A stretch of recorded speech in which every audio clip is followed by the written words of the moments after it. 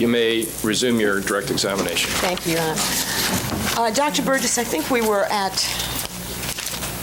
somewhere in the range of page 39 or 40 yesterday. What I would like you to do is focus, if you will, on page 39. The jurors don't have the transcripts, Your Honor. Okay, well, see if we can track them down here. All right, let's be sure we have the right marks.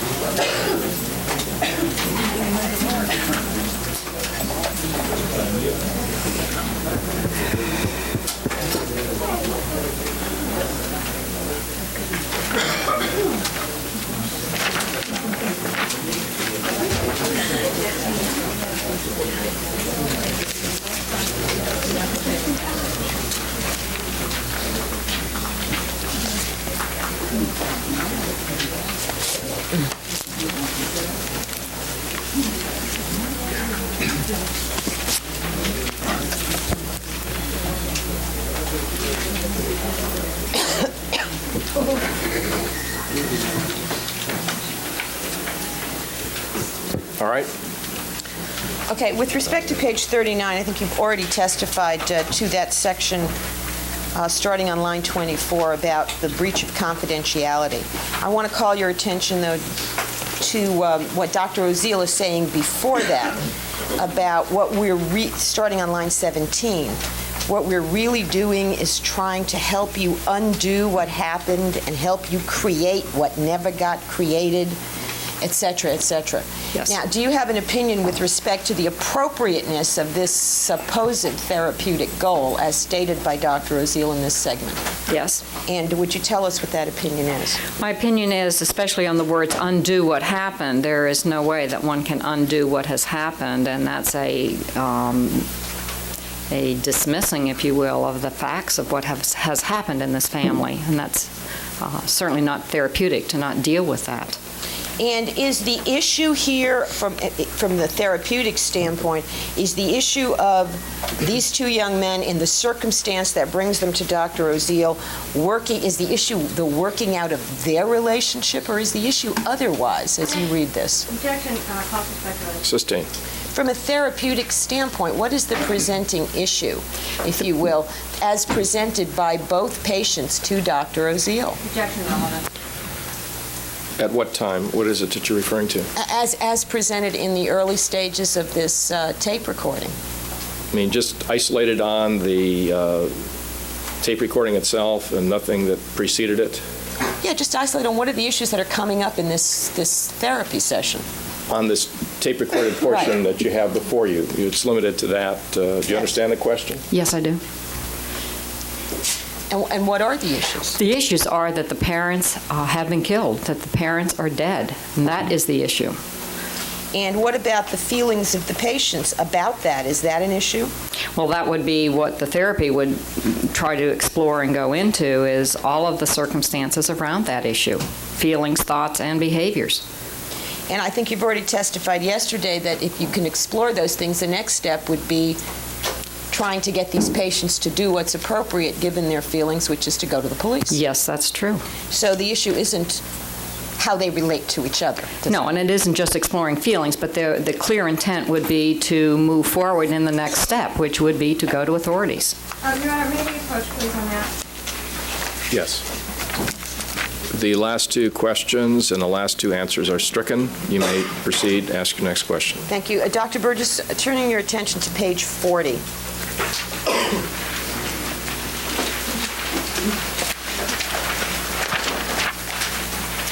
You recall that at the bottom of page 39, Dr. Oziel, in your opinion, breached confidentiality by telling Lyle Menendez how much Erik loved him based on things Erik said when Lyle was not there. That's correct. And is there another breach of confidentiality at the top of page 40 with Dr. Oziel telling Lyle that Erik's got all kinds of problems with having anything to do with any money and anything as a result of all this, and he's feeling really, really guilty and badly about it? Yes, that is a second place. Now, going back to the notion of cues, if you will, that were ignored here, I'd ask you to turn to page 41.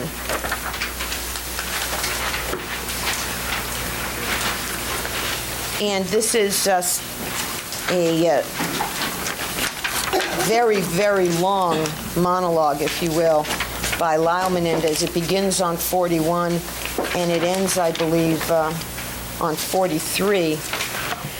But in the course of this statement, do you notice on line 15 of page 41, Lyle makes a statement that the burden seemed to continually be handed to me. Erik handed me it to talk to Mom. Did that appear significant to you, just in the context of, in a situation of therapy, looking for things that don't seem to fit what else you're hearing? Yes, the statement burden, would want to know what burden he's talking about. The information that he's given here about this, the so-called old news about the 1987 condition of the mother, was there anything in that recitation that precedes the statement that somehow he was handed a burden of having to talk to the mother? Objection, this characterizes the evidence. Sustained. Was there any identification that you can recall prior in the session as to what this burden of having to talk to the mother was? The burden refers back to the suicide note back on early on, about page 2. Objection, move to strike. Speculation on part of the witness. Sustained. The answer is stricken. Well, in your following this, that's one interpretation that could be given to that, is it not? Correct. Objection, same. Objection is sustained. Do you have any understanding, based on what's preceded this, about what are these burdens that are continually being handed to Lyle Menendez? Objection calls for speculation. Sustained. If you were the therapist conducting this session and the patient made the statement, the burden seemed to continually be handed to me, is that something that you believe should have been followed up? Yes, I do.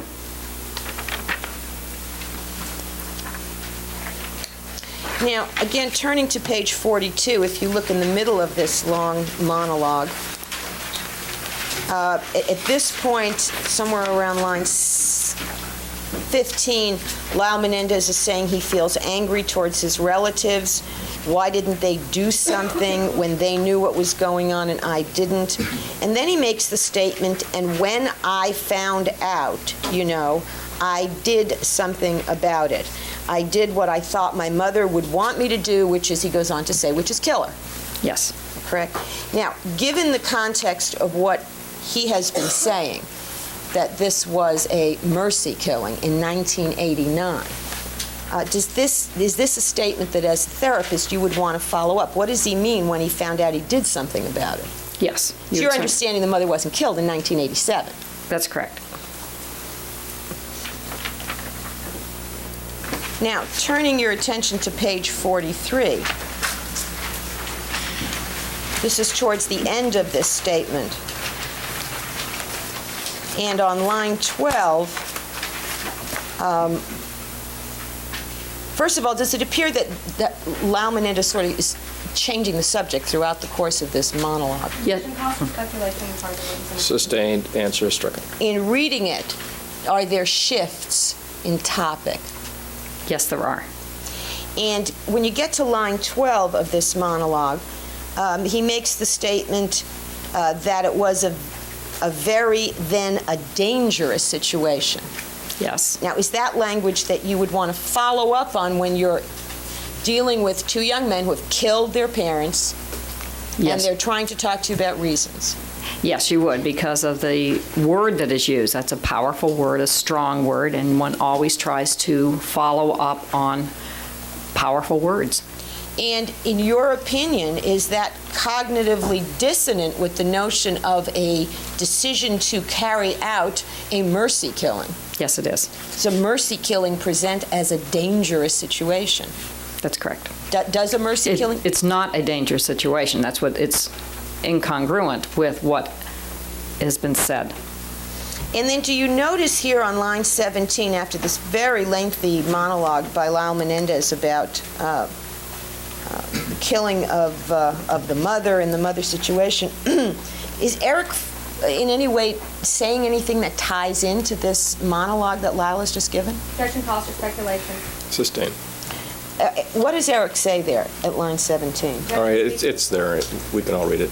Is his reference to asking about whether his mother was rushed to a hospital once, is that logically follow what Lyle has just said, in your opinion? Objection, improper opinion.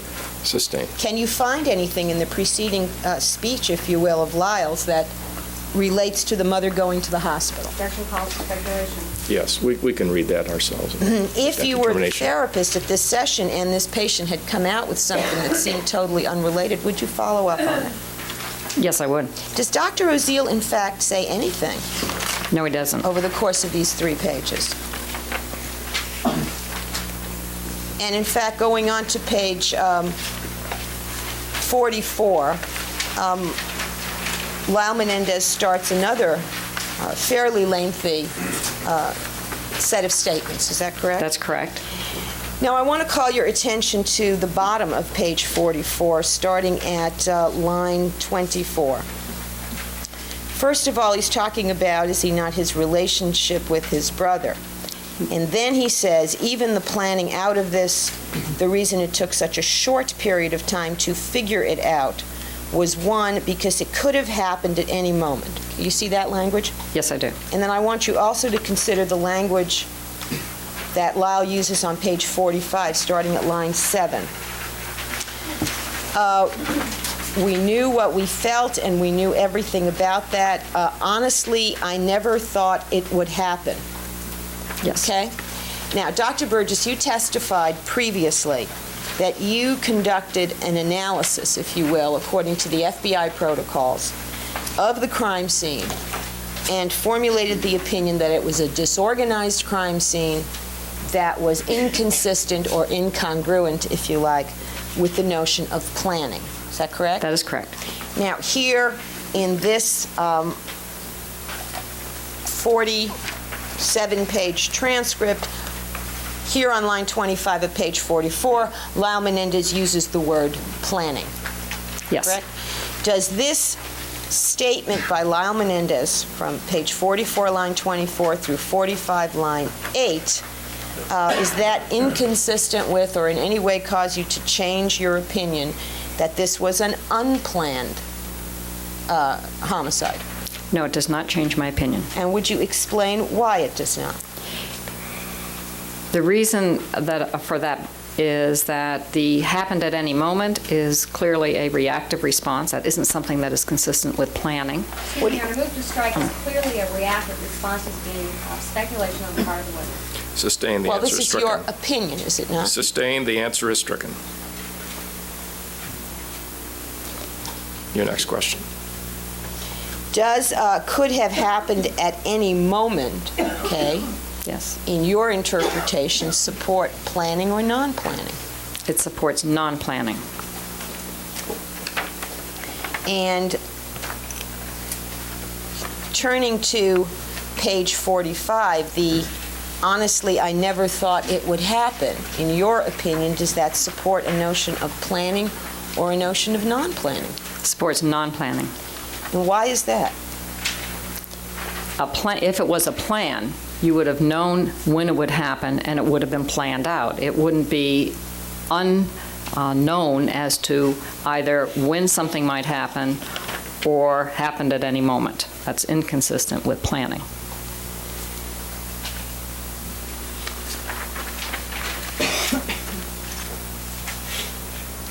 Now, also turning your attention with the same notion in mind that you've testified that this was a disorganized crime scene and the nature of the number of shots, the mixed ammunition, the number and type of wounds, the location of wounds indicated a high degree of emotionality. Remember that testimony? Yes, I do. Calling your attention to the bottom of page 45, starting at the end of line 27 and going to line 28, do you see Lyle Menendez says, "It was obvious that we felt tremendous amount of emotion." Yes, I see that. Is that consistent with a disorganized crime scene? Yes, it is. Is it consistent with a planned crime? No, it is not consistent with a planned crime. So, within the four corners of this document, are there things said, mainly by Lyle Menendez, but also in part by Erik Menendez, that seem to indicate there was a decision to kill on the one hand, and then other things said that contradict that? Yes. Is the document consistent? Objection calls for speculation on the part of the witness. Sustained.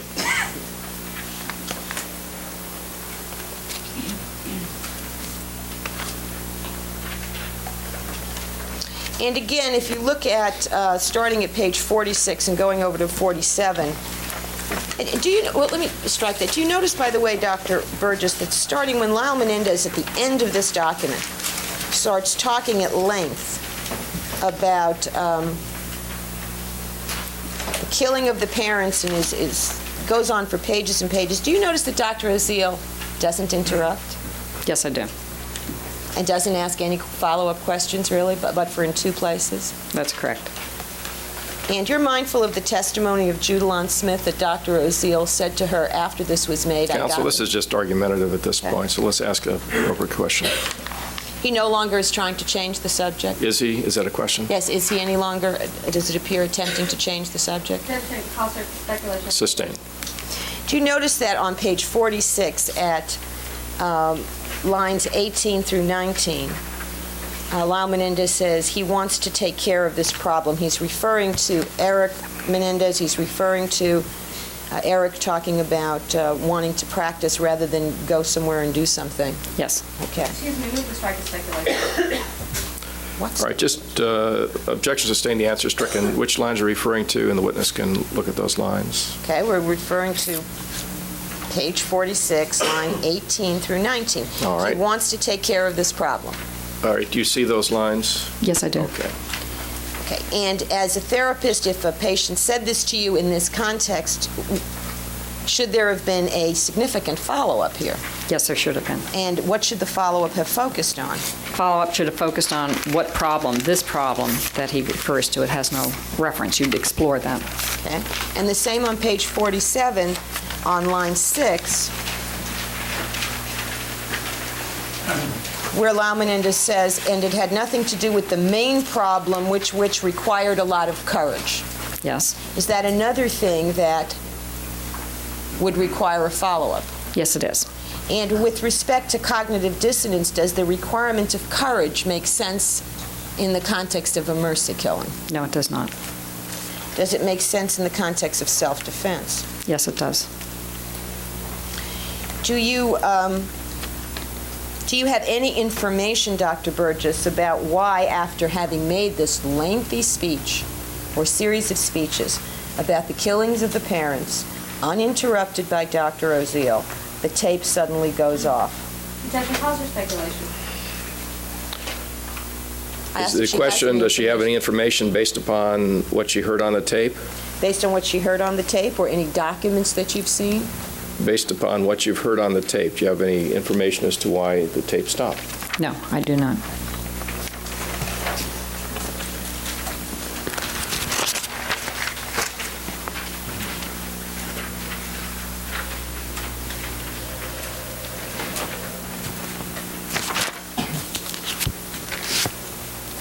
Your Honor, I think that concludes my examination in front of both jurors. All right, and is there any examination on behalf of the defendant Lyle Menendez at this point? All right, let me just discuss a matter briefly with counsel here at the sidebar, and then we'll proceed.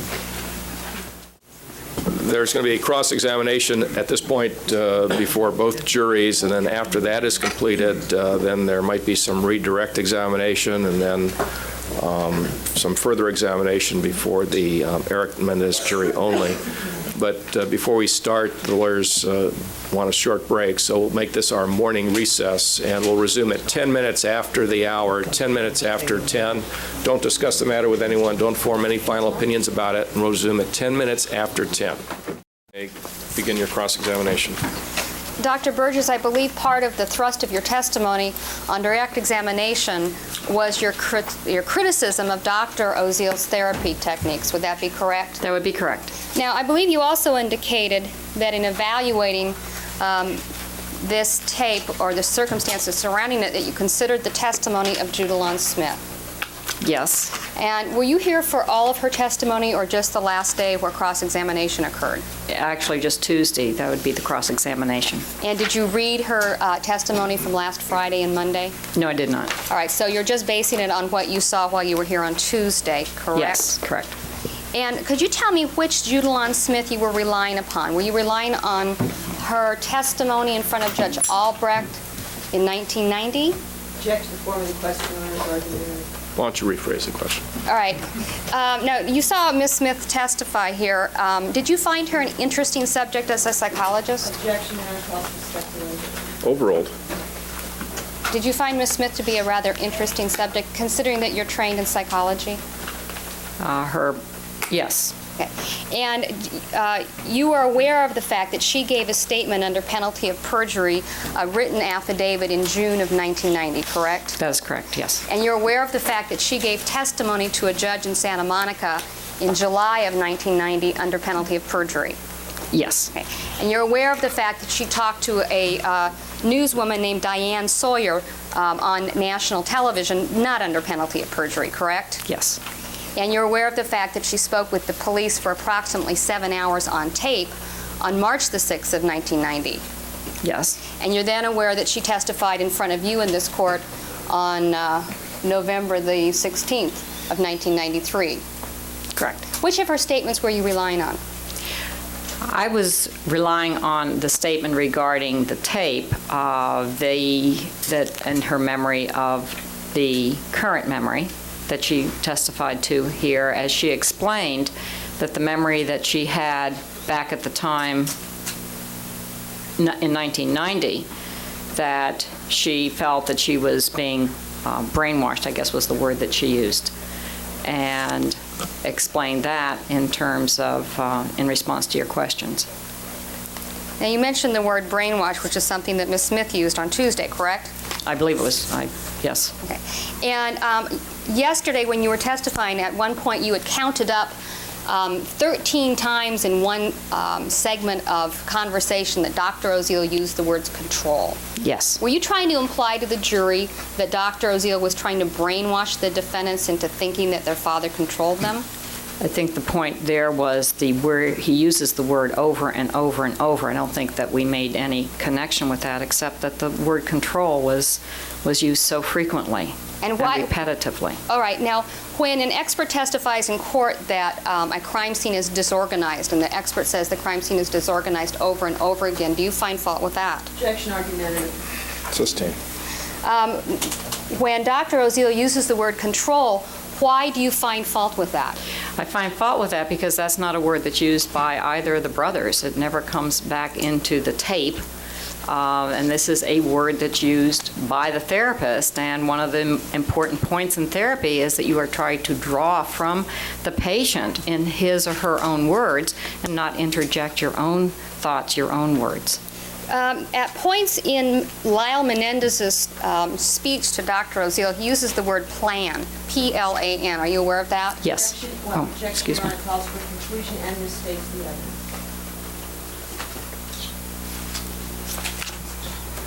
Why don't you rephrase the question? Yes, Your Honor. Objection sustained, the answer stricken.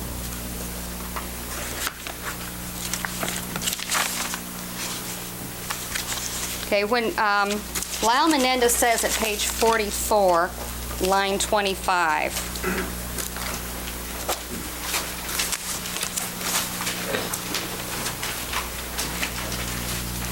do you have that reference now, Dr. Burgess? Yes, I do.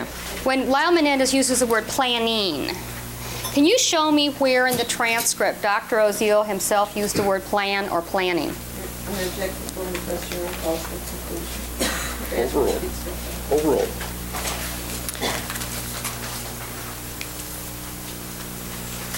I would have to go, I don't recall where that is used. Okay. As a noun or as a verb? In any form at all. Any form.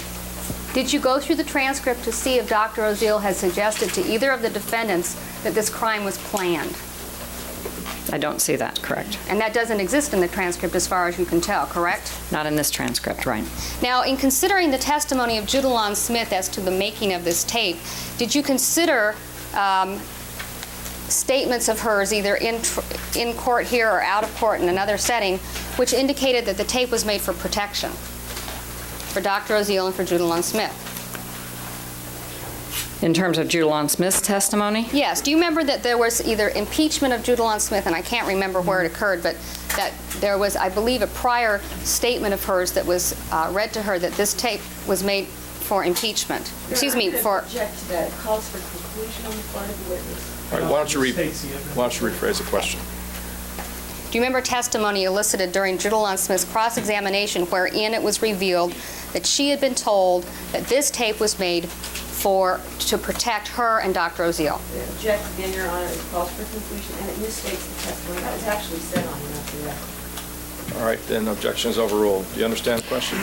Yes, but I don't have a recall of that. You don't recall that? On direct, I wasn't here for that. All right. And you don't recall during cross-examination that she was impeached with a prior statement indicating that the tape was made for protection. Is that correct? You don't recall that? I just don't recall that. Okay. Did you consider in evaluating this tape other motivations aside from therapy for which the tape was made? But, Your Honor, Did you I'm going to object because of the nature of the testimony in front of both juries. Is she asking with respect to the opinions the witness has already given, or opinions she's going to give? This is cross-examination in relationship to what she has testified about. She's expressed certain opinions about the preparation of the tape, so she's been questioned about that. Overruled. Should I restate the question since Yes. I can't remember it precisely? Dr. Burgess, you've criticized this tape as containing poor psychotherapy. Would that be fair to say? That's correct. Did you consider that the tape was made in order for Dr. Oziel to get the defendant's voices on tape so that he would have protection? Did you consider that as a possibility? Yes, I did. And if that was his motivation, he did in fact succeed in getting their voices on tape. Wouldn't you agree? He did get their voices on tape. That's correct. And are you aware of Dr. Oziel's prior testimony where he indicated that there was that he had offered to help the defendants prepare themselves in case they got caught? Are you aware of that prior testimony? Object before the question is beyond the scope of the Overruled. Well, I believe in the tape there is language that he uses in terms of like legally protecting. He does put that in this transcript. Well, okay, Dr. Burgess, you say that you've had this transcript since before the last time you testified, right? That's correct. And the last time you testified and also now, you have reviewed Dr. Oziel's testimony, correct? Well, I had at one point reviewed it. That's Okay. correct. Well, you're being very critical of Dr. Oziel, wouldn't you agree? Yes, I am. All right. And did you consider his other testimony before you rendered the criticism you gave to these juries yesterday? I considered all of the materials I had, yes. And were you aware of the fact that in the November 2nd session, there was discussion reported by Dr. Oziel in his testimony about preparing the defendants for in case they got caught? I'm going to object to this, Your Honor. It was beyond the scope of direct and beyond the limits that were placed on direct. Overruled. Can you answer the question? Yes, All right. Did you consider that? yes. Did you reject that idea? In all of the materials that I had available, I rejected in terms of the, yes. Okay. Now, in that you have had this information for several months, would that be correct? The information contained in the December 11th tape? You've had Yes. it for several months. Did you ever ask either Erik or Lyle Menendez about how the tape was made? Yes, And did you ask them whether they were cooperative in making this tape? Your Honor, I'm going to object to the form of the question using the plural. Sustained. Did you ask Erik Menendez if he cooperated in making this tape? I didn't use that language. What language did you use? I asked how it came about that the tape was made. Okay. Did he indicate to you that he was forced to make the tape? He felt pressured into it. He did not use the word force, but he certainly felt pressured into making the tape. What did he tell you in regards as to why he made the tape? He told me that Dr. Oziel had called him after about the end of November of 1989 and said that he was feeling uncomfortable, that he had not heard from either of the brothers, and that he wanted to see them. So that was one request. And in the course of that is where the request came to make this tape. He would feel more comfortable if he had this tape. He said it in that sense, Dr. Oziel did, and he said it in the sense also that perhaps this would be of help to the brothers if they had this. He alluded to that as a possible motive. Now, when Erik Menendez repeated to you that Dr. Oziel had indicated this might be of help, does that corroborate Dr. Oziel's testimony from November the 2nd? Objection argumentative. Sustained. Is it cognitively compatible? I'm going to object to that as well, Your Honor. You can't use that in this setting. All right. I don't know if you can use it in any setting, but this is the first time there's been an objection to it being used, so objection is sustained. Okay. Dr. Burgess, when Erik Menendez repeated to you that Dr. Oziel had said it might be of help, did that make you recollect that Dr. Oziel had indicated at the November 2nd session that he had offered to help the defendants? Objection, Your Honor. You're saying. Sustained. Now, Dr. Burgess, I believe then you indicated that Erik Menendez knew beforehand that this tape might be of help. He indicated... Objection misstates the testimony. Rephrase the question. Okay. Let me move on. Dr. Burgess, did you ask Lyle Menendez about why this tape was made? No, I did not. All right. So when you're talking, did you ever ask Lyle Menendez what he meant by certain words that are contained within the transcript and the tape? No, I did not. Okay. So when you're telling the juries what you think the words meant, that's based upon your own expertise, correct? I believe I was saying what was missed, the words that I felt were missed by Dr. Oziel. Well, but at one point I think you said that when he said mother, he meant brother. As metaphor, that's correct, yes. Okay, but you never went and asked him what you really meant. No. Okay. And like when Lyle Menendez is talking about his mother can't go to dinner parties because dad comes home late, you don't mean to imply that at all points when Lyle Menendez said mother, he meant brother. No, I do not. And so it wasn't his brother who was missing out on the dinner parties, right? Right, and when one uses a metaphor, it only is a clue to the therapist that they have to follow up on. You have to get that information from the patient. You don't make an interpretation without having corroborated it in the session. Okay. Well, why didn't you just go ask Lyle Menendez, were you really talking about your brother here? Well, Dr. Conti was really the one that was talking with Lyle Menendez, and I talked with his brother. That was But do you my... feel... I'm sorry. That's who I talked to. So you feel comfortable with telling us what Lyle Menendez must have meant by the word mother, even though you never asked him about it. Would that be fair to say? That's argumentative. It misstates the witness's testimony. Rephrase the question. Okay. So you see nothing, you don't experience any difficulty in saying what you think Lyle Menendez meant, even though you didn't ask him what he meant. Is that? Objection argumentative. Why don't you rephrase that? Do you, rather than... Okay. Do you have any difficulty as an expert in expressing as an opinion as to what you think Lyle Menendez meant, even though you didn't ask him? Objection on misstates the witness's testimony. Overall. I don't have any difficulty stating that this was a possible metaphor that was missed by the therapist. That I do not have any difficulty. As I just said, you would have to go and then check the information out from the patient himself. Now, you talked about the fact that Dr. Oziel used the word control quite a bit, correct? Yes. And would it be fair to say that he was using control in describing how the father ran his family? Yes. Do you have any disagreement with the fact that Mr. Menendez ran his family with a lot of control? Your Honor, I'm going to object to this is beyond the scope of what this witness was permitted to rely on in her testimony. Sustained at this point. Okay. Dr. Burgess, would you agree that part of the purpose of this tape is to explain the family dynamics? That's one possibility, yes. And as a matter of fact, in your testimony, previously you've tried to explain the family dynamics, haven't you? Yes. I'm going to object to that as well as beyond the scope. Overruled, the answer will stand. Now, I believe you've indicated that one of your expertises, I think that's the right word, expertises, is that you train people to do therapy, right? Yes. Okay. Have you ever trained anyone as to what they're supposed to do when someone comes in and confesses to a double homicide and then says, I'm going to kill you too? I'm going to object to that, Your Honor. Misstates the testimony. Overruled. There, in educating, training persons for therapy, you do go into forensic issues, ethical issues, and given in a wider context than that particular example, you would have guidelines for what therapists are to do, or you would suggest the guidelines given certain kinds of situations. And it isn't as specific as that example, but there certainly are guidelines given for any behaviors that are injurious to the self or to others. Have you personally ever had someone come in and confess to murder and then threaten to kill you? Has that personally ever happened to you? I'm going to object to that. It's beyond the scope and irrelevant. Overruled. And not where I was treating the person before and then was seeing the person after an event. No, I have not. Okay. Now, you have dealt, I take it in your practice, with people who are killers, correct?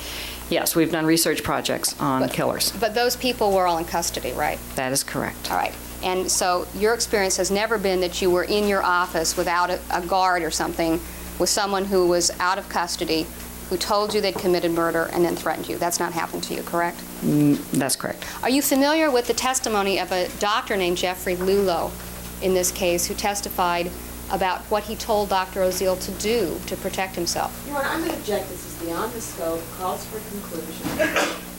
It is And beyond the it's scope. basically Objection okay. sustained. It Okay. is beyond the scope. All right. Now, you've indicated here that you don't think the therapy that Dr. Oziel was performing was very good, correct? This particular tape, that's correct. Okay. And if, in fact, Dr. Oziel was making the tape in order to put it in a safety deposit box at the direction of another psychologist, would you find fault with his methodology in accomplishing that purpose? Objection, Your Honor. Misstates the evidence. Overruled. Hypothetical. Overruled. If that was the case, it should be on the tape. I think what's very important is we get no instructions, even in the beginning of this tape, of why it is. And that's a basic violation of when you're recording patients. Well, do you have any reason to believe that this was not made voluntarily by the defendants? The defendants felt they had no choice in the making of this tape. So from that standpoint, they were very much pressured into it. That point needs to be made. They did make it. They did go to the office. Now, then, so it's your opinion that they were pressured into making the tape? Yes. Is that correct? Yes. And do you think, is it your opinion that Lyle Menendez was pressured into using the term planning out of this, like on page 44 that we just discussed? Do you think he was pressured into saying that? Your Honor, I think this calls for speculation. Overruled. That's taken out of context. I don't think that he was forced to say that. I think he's giving information that needs to be, I had a certain opinion on. Dr. Burgess, you just said that I took that out of context. Is that correct? Those words, yes, there's a larger sentence there. Well, you testified for quite a while yesterday about different terms contained within these 47 pages. Those weren't taken out of context, is that fair to say? That's argument. Sustained. Were the terms that you discussed yesterday with the juries taken out of context? Your Honor, it's also argument. Overruled. The words yesterday were used as points of clues that were missed. Either that or they were metaphors or examples were given where subject was changed. Questions were asked and answered within the same context. I thought that's what some of the examples were we were giving yesterday. I believe one of the things that you criticized yesterday was the number of interruptions contained in the transcript. Would that be fair to say? Yes. And are you aware of the fact that many times on the tape, what looks like an interruption in the transcript is actually someone not finishing a sentence? Your Honor, I'm going to object to that as calling for a conclusion. Take it, speak for itself. Overruled. You understand the question? Yes, I do. There are some examples, but for the most part, I believe that the examples that we were giving yesterday is where one of the brothers was interrupted. I don't know whether we went through every single example. You are aware of the fact on the tape that not every sentence is completed, correct? Before the next person starts speaking? I'm aware that there are little dots given for where there is not either can't be understood, but sentences, there are many sentences that end with a period, which, and then a question is asked or somebody else states something. I believe you indicated that you teach therapy and that because you teach therapy, you find fault with what Dr. Oziel did, correct? This is precatory to the next question. Isn't it correct that there are different theories of how much a therapist should talk during therapy? I'm not aware of any theory or therapy that says that a therapist is supposed to talk a lot or Well- is supposed to interject their own ideas. That I'm not familiar with that therapy. Well, my question really was, aren't there different theories about how much a therapist should talk during therapy? Isn't that correct? To some degree, the length and the interjection and the interpretation, that is correct, to some degree. For instance, the Freudians believe that the patient should talk and talk and that the therapist should not interject himself very much. Isn't that true? I'm going to argue beyond the scope of the evidence. That's what people do. Overruled. Isn't that correct, that the Freudians believe in less talking and that there are other theories that believe in more talking on the part of the therapist, correct? Objective question vague, less than one, more than one. Overruled. They believe in few words, but when the words are made, that they impact. They do believe that you get all of your information from the patient and that the therapist uses the information from the patient to move through the session.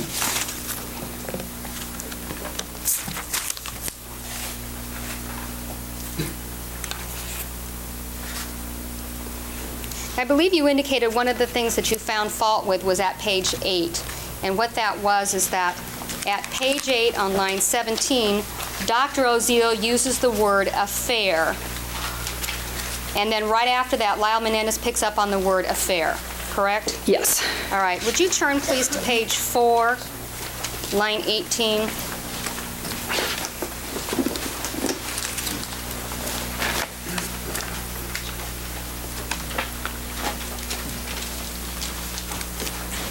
Do you see there where Erik Menendez is talking and he uses the word affair? Yes. Does that change your opinion that it was Dr. Oziel who first brought up the word affair in this transcript? Objection mischaracterizes the witness's testimony. Overruled.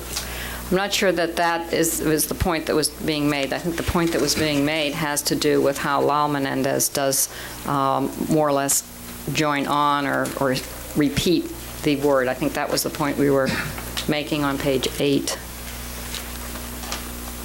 His agreement with the therapist. Now, I believe you indicated that there were many times when there was not follow-up and that there was some ambiguity in what was being said by either Erik Menendez or Lyle Menendez. Is that correct? Yes. Okay. You are aware of the fact that there were sessions on October the 31st and November the 2nd which discussed some of these same issues, correct? Yes. And I believe you've indicated that some of the references go back and forth within the transcript, but did you consider the possibility that there were references to prior conversations made within this transcript by the defendants? Within the transcript, yes. And if it appeared that everyone knew what everyone else was talking about, would it be necessary for the therapist to go back and specify it? Your Honor, I'm going to object that it calls for speculation. Overruled. Assuming that's the situation. I'm sorry, could you repeat the question? If people have had prior conversations and then they have another conversation, Yes. and everyone knows what everyone else is talking about, the therapist wouldn't necessarily have to go back and spell everything out in the present session, correct? That's one way of looking at it. Now, Within this transcript, Dr. Oziel gives many of his theories about the family dynamics, correct? Yes, he does. And sometimes the defendants reject those theories, and sometimes they adopt those theories, correct? That is correct. And in rejecting those theories, would that indicate to you that they were not being led by the nose by Dr. Oziel? On those things they reject, that's correct, yes. For instance, at one point he talks about the disinheritance, and I believe Lyle Menendez says, no, that really didn't have much to do with it. That's right. Okay, so Dr. Oziel was not successful at that point in trying to lead the defendants into saying something they didn't want to say. Right. Dr. Oziel was not successful in only one of his suggestions. Or he was successful. Pardon me? I believe he was successful in one of his suggestions. And which suggestion do you think he was successful in? The one that he begins early on about the mother and how miserable she is. And he uses the word pitiful on page 5. Okay. Now, would it be fair to say that Mrs. Menendez, during the last 3 years of her life, was a happy, well-adjusted person? Well, I'm going to object to that as beyond the scope of the limited presentation I was permitted to do with this witness. Overall, it does relate to her testimony. and Would how you she say that answered questions. Would you say that Mrs. Menendez was a happy and well-adjusted person in the last 3 years of her life? That is not the way she is characterized. All right. And so when Dr. Oziel characterizes her that way, that's not false, is it? I think the words he used, I don't think that that's the way he is characterizing her on page 5. That's what I was referring to. Okay. A shell of a person. I mean, he uses language that is quite interpretive of just a observed state of she's not happy or she's sad. Now, I want to go back to page 2 and quickly go through the transcript and ask you some questions about it. So let's go to page 2. Starting at line 18, there's an indication here that Erik Menendez, now you have no reason to believe this isn't Erik Menendez's voice on the tape, correct? That's correct. And you have no reason to believe it's not Lyle Menendez's voice? That's correct. And you have no reason to believe this tape wasn't made on December the 11th of 1989, correct? Right. Yes, All correct. right. Now, referring to line 18, Erik Menendez indicates that he found the suicide note in his mother's drawer under a book. Do you see that particular Yes. portion? Did you find that inconsistent with the testimony that Erik Menendez gave that the suicide note was left lying around the house? Lorna, I'm going to object to that as improper cross-examination beyond the scope of college. It is beyond the scope of the direct examination. Did you find the fact that the suicide note was found in a drawer under a book to be cognitively dissonant with the idea that the mother left suicide notes lying around? Lorna, I'm going to, same objection. Overall, I'd like to be heard at the sidebar then to reopen my direct. no. Do you understand my question? What I find important in that section, line 18 down through 21, is what Dr. Oziel does. What you find Erik Menendez doing is talking about crying, and you then see Dr. Oziel not going for the feeling, but going for the behavior. So he really focuses in on that, and that's how you get to the book. But Dr. Burgess, there were 3 people talking on this tape, right? There were 3 people. There were 3 people in the room. Yes, and at various times 3 people do talk, yes. All right. And I want you to concentrate now on the statements of Erik Menendez contained on page 2, wherein he talks about finding the suicide note in the drawer under a book. And I'm asking you if you find that cognitively dissonant with the idea that Mrs. Menendez left it lying around the house. Lorna, same objection. Overruled answer to that question. It doesn't really, is it cognitively dissonant? It isn't quite clear where this book is, drawer, lying around. I don't necessarily find that without more information on this particular passage. You mean you don't think in a drawer under a book is specific enough, is that correct? And lying around, with lying around. Yeah, you find that to be compatible?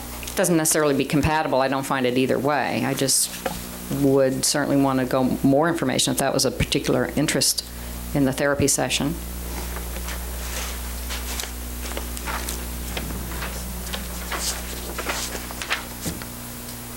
Now, referring now to page 11, line 26 and 7.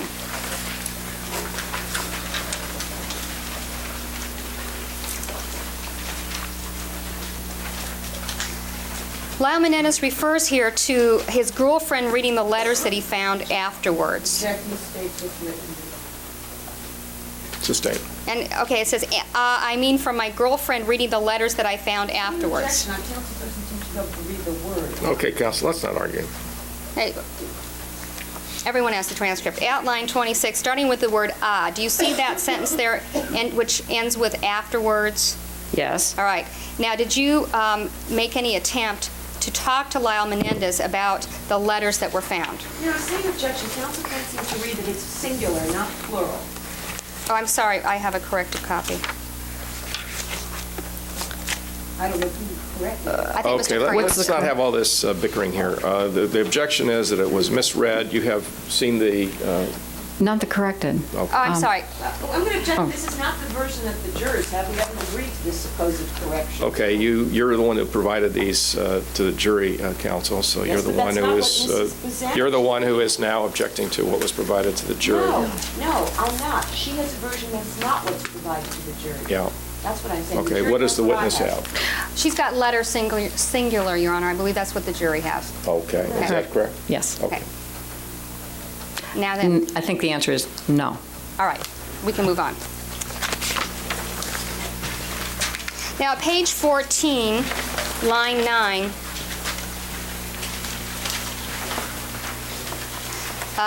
the sentence starting, I told him flat out.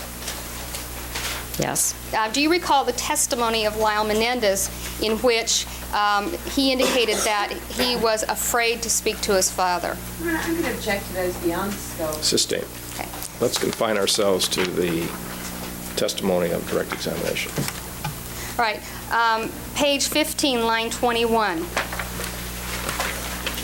Lyle Menendez indicates that it was not because of what he was doing to me. Now, do you take that, do you understand that the he there is his father? Yes.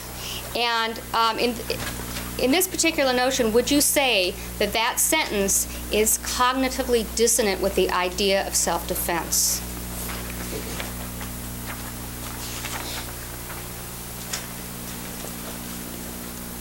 I see that statement referring back to a very specific question by Dr. Oziel in which he's asking for a percentage of action. So I see that as just his being responsive to a question. Well, the question above... But it's compounded. The question is a compounded question. So are you saying that you can't answer my question? Given this context, this very clear, yeah, yes. All right. Now, moving ahead to page 17.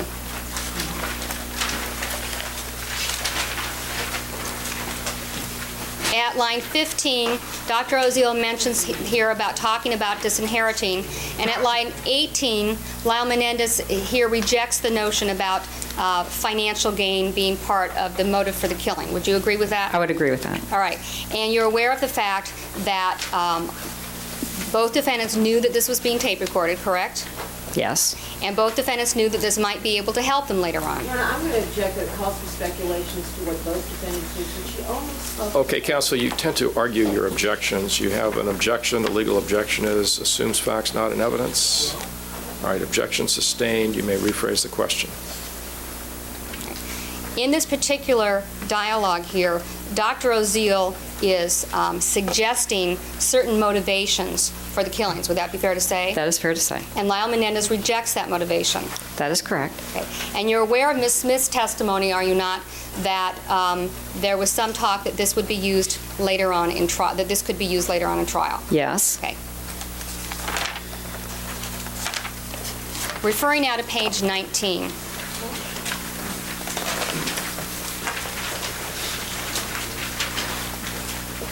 Do you have that page, Dr. Burgess? Yes, I do. At line 4, Lyle Menendez indicates his father cried. At line 5, he indicates his father cried. At line 21, he indicates his father cried. At line 25, he indicates his father cried. And at line 26, he indicates his father cried. Yes, Do you see all that? I see all of that. All right. Do you find any inconsistency there in the notion, in other words, do you find anything about that that leads you to believe that Mr. Menendez didn't cry? Your Honor, I'm going to object that to be on the scope. Overruled.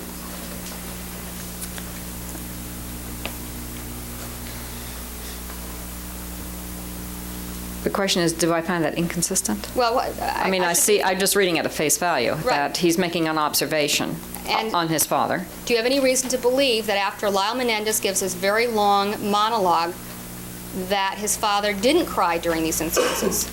That is what Going for speculation. Overruled. That is what is not clear, and that would have been a very good point for the therapist to explore, because this is something that is not well known, certainly hasn't been reported on, about the father's crying, et cetera. So that would be I would have thought would have been an excellent point to move into that area. So when Lyle Menendez It's just not followed up on.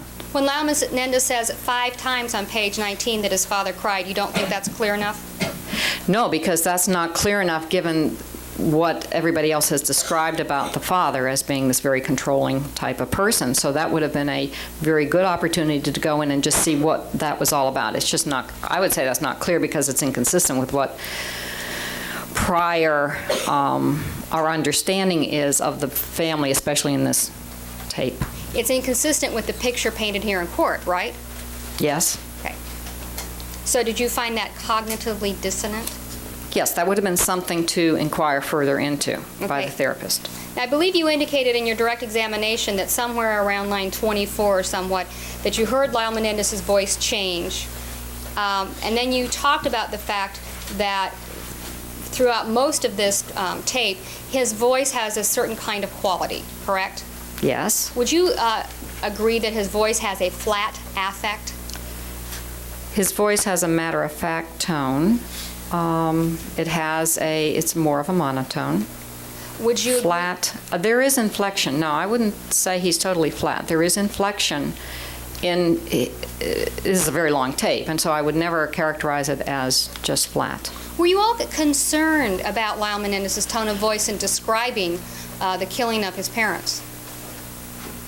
Your Honor, I think it's going to be on the scope of what this witness is saying. It's unclear what you mean by the Okay. question. Why don't you rephrase it? As a psychologist interested in treating victims of child abuse, were you at all concerned with the tone of voice that Lyle Menendez used on this tape?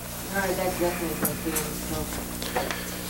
All right, are you asking her as a therapist, would the tone of voice that's displayed on the tape have any significance to her Yes, in evaluating the tape recording? yes. All right. Thank you, Your Honor. Okay. That would, again, be an area to go into and to point out. That would be something the therapist would do if there was some inconsistency that the therapist picked up. Again, you look at thoughts, feelings, and behaviors within the session. At page 20, at line 4, Lyle Menendez uses the word decision and decided. Is that cognitively dissonant with the idea of a fearful killing in self-defense? This is a statement that's being made within the context of his cousin Sylvia discussing it, so I don't pick that up as something that is related to the reason for the killings. So are you ignoring the idea of my mother could not live without my father?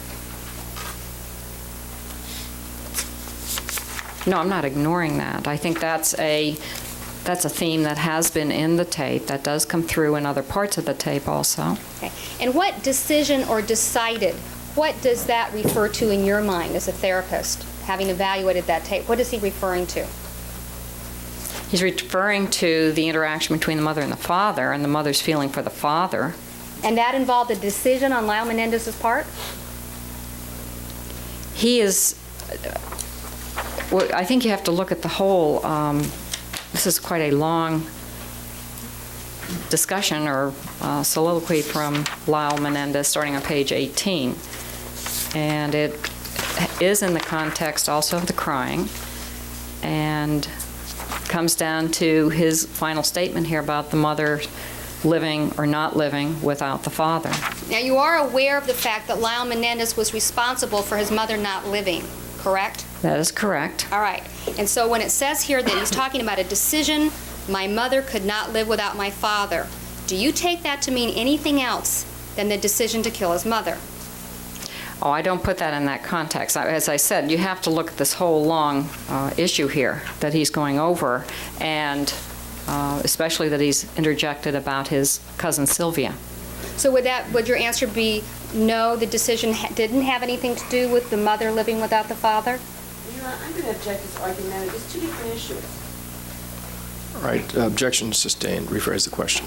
So Dr. Burgess, when Lyle says, so it came down to that decision and we decided that my mother could not live without my father, it is your understanding that he is not referring to the decision to kill his mother. Is that correct? Yes or no? I'm going to object to that last little argumentative bit. Overruled. Again, that was something out of context, and I think that you have to look at this interaction that he has with the relatives and what's being said and all of that. And from that standpoint, I think that's what he is referring to. What is he referring to? Well, he's gone through a whole long list of things about the father crying, about his sitting with his father at the Super Bowl, and then he is at the very tail end of the crying that he also brings in about cousin Sylvia, who has made certain statements about what she thought happened, and then he makes this statement about the decision. And what does the decision refer to then in your mind? The decision has this theme that has been coming from Dr. Oziel about the mother being so miserable and the father being this, making her miserable. That is a theme that has been coming through in the tape. And so they decided to do something about the mother's misery, right? That is a theme, yes. And That makes no sense. it makes no sense to you. That's right. Okay. Referring now to page 21, line 5.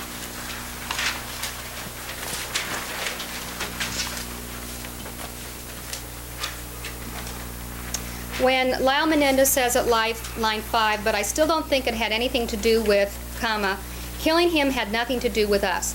Do you find that to be cognitively dissonant with the idea of the self-defense? No, this has already been answered. Overruled. This is following up on Dr. Oziel, who is making the statement, and what you see is Lyle rejecting that at that particular time. If you go back to page 20, is a statement made by Dr. Oziel, and he's responding to it. I still don't think it had anything to do with him, killing him.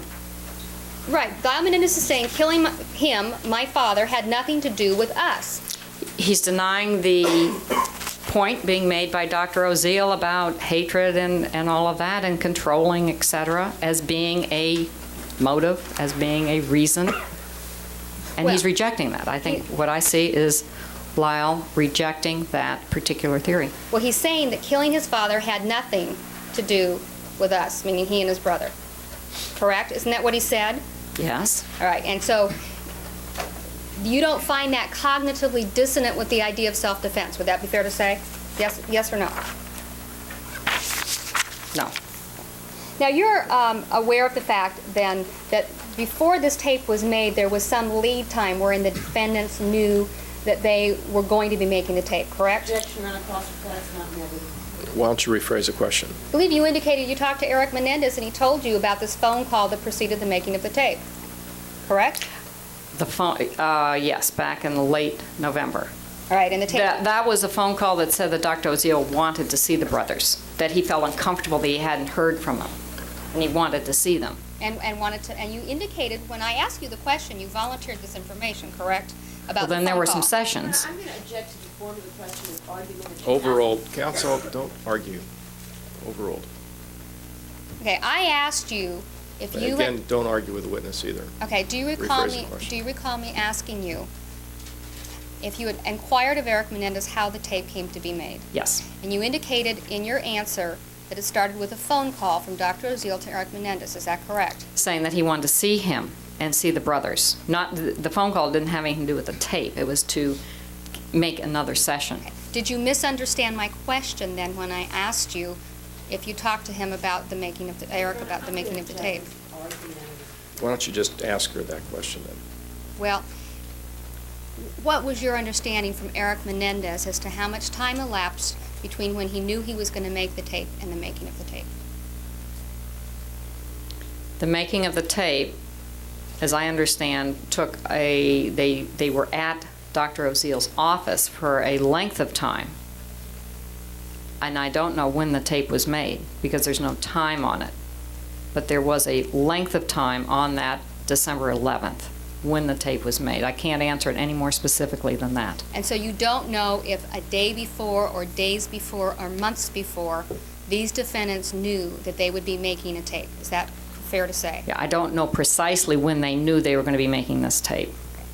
And you don't know if they did anything to prepare themselves to make the tape either. Is that correct? Well, there was this discussion that, see, the tape, that December 11th, there's a length of time that goes on, so we don't know what is said there. Are you finished with your I'm answer? finished. All right. Page 28, line 19.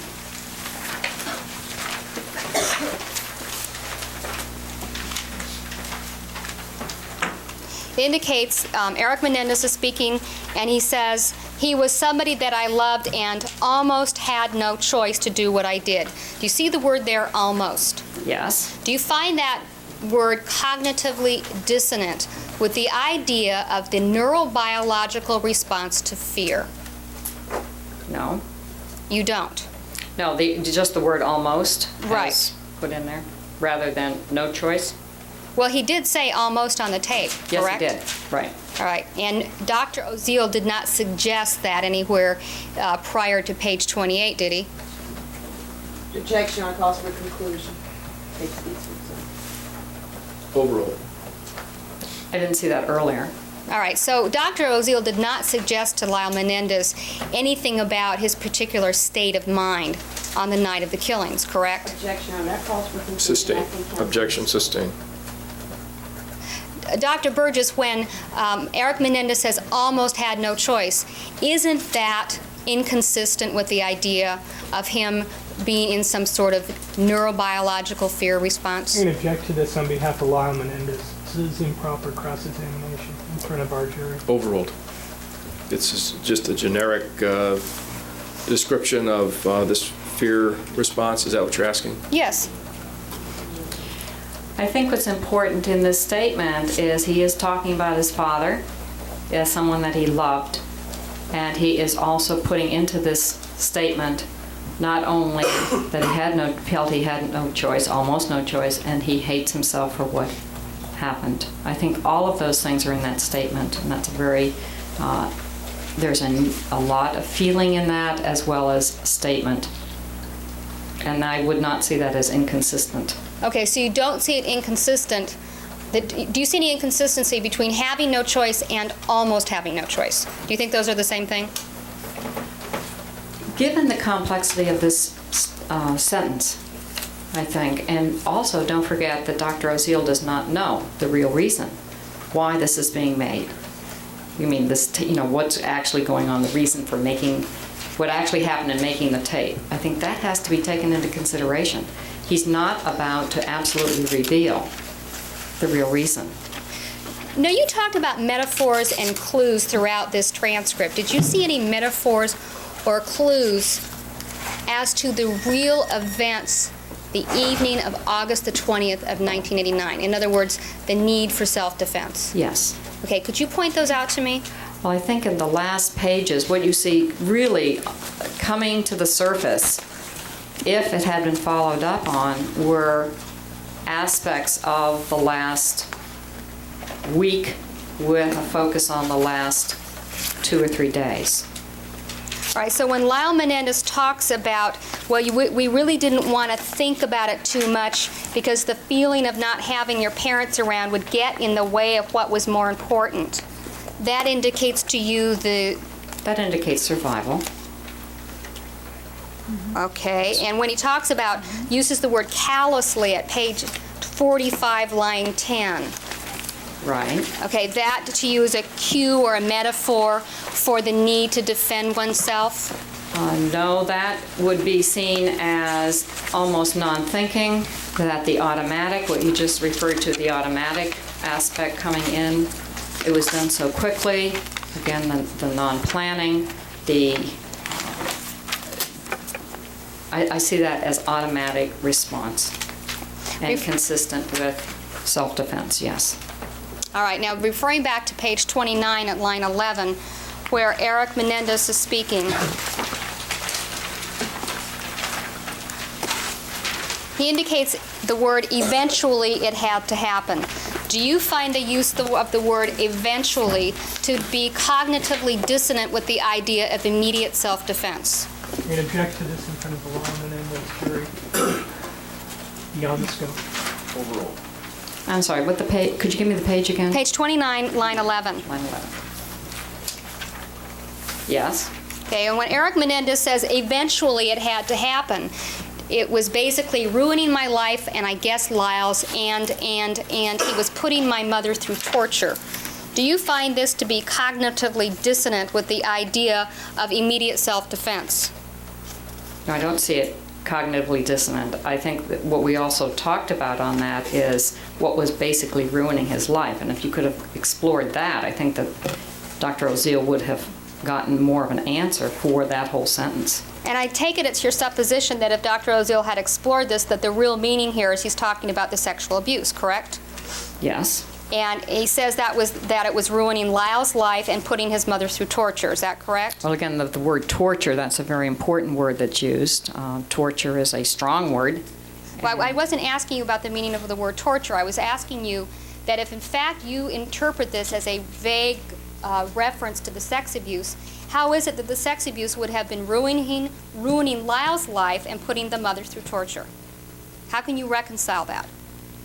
I can reconcile that because he's getting so close to the statement about what really is happening, but Dr. Oziel has no idea what is happening, and Erik Menendez is being very clear, and he's saying he guesses Lyle's because this affects the whole family. This is very, very important for the whole family and what's going on in the family. And so when he says eventually, you don't find that in any way contradicts the idea of the immediate self-defense. Is that your testimony here? Yes. Now, at page 30, Erik Menendez goes on and he talks about the fact that he wishes that his mother and he would have had an extremely close relationship, and he could tell her everything that happened over it, and I would tell her everything, and all my relationships with different people. Did you Yes. ever ask Erik Menendez what he meant by all my relationships with different people? I didn't specifically ask that, but I certainly talked with him at great length to know about relationships with people. You are aware of the fact that he was basically forced by his mother to talk about getting a girlfriend within a 6-month period, correct? Yes. All right, so it is clear that when he talks about relationship with different people, he's not talking about the girlfriends, right? Because Objection, Your Honor, that calls for speculation. Sustained. did you ever ask Erik Menendez? Your Honor, I'd like to approach. All right, you may do that. We're now ready to resume with the examination of the witness. You may proceed. Dr. Burgess, at page 31, line 9. Erik Menendez indicates, first of all, at the beginning of this particular conversation, which starts in page 30, Erik Menendez indicates that he could leave and he could make money if he needed to, correct? Yes. All right, and that is something so therefore he's rejecting the idea that Dr. Oziel has offered earlier about this being done because of the disinheritance, correct? Yes. All right, and then he says here that at line 9, that my mother had to be killed, and it was the only way out for her. Yes. Okay. Now, do you find that particular explanation inconsistent with a neurobiological response to a fear situation?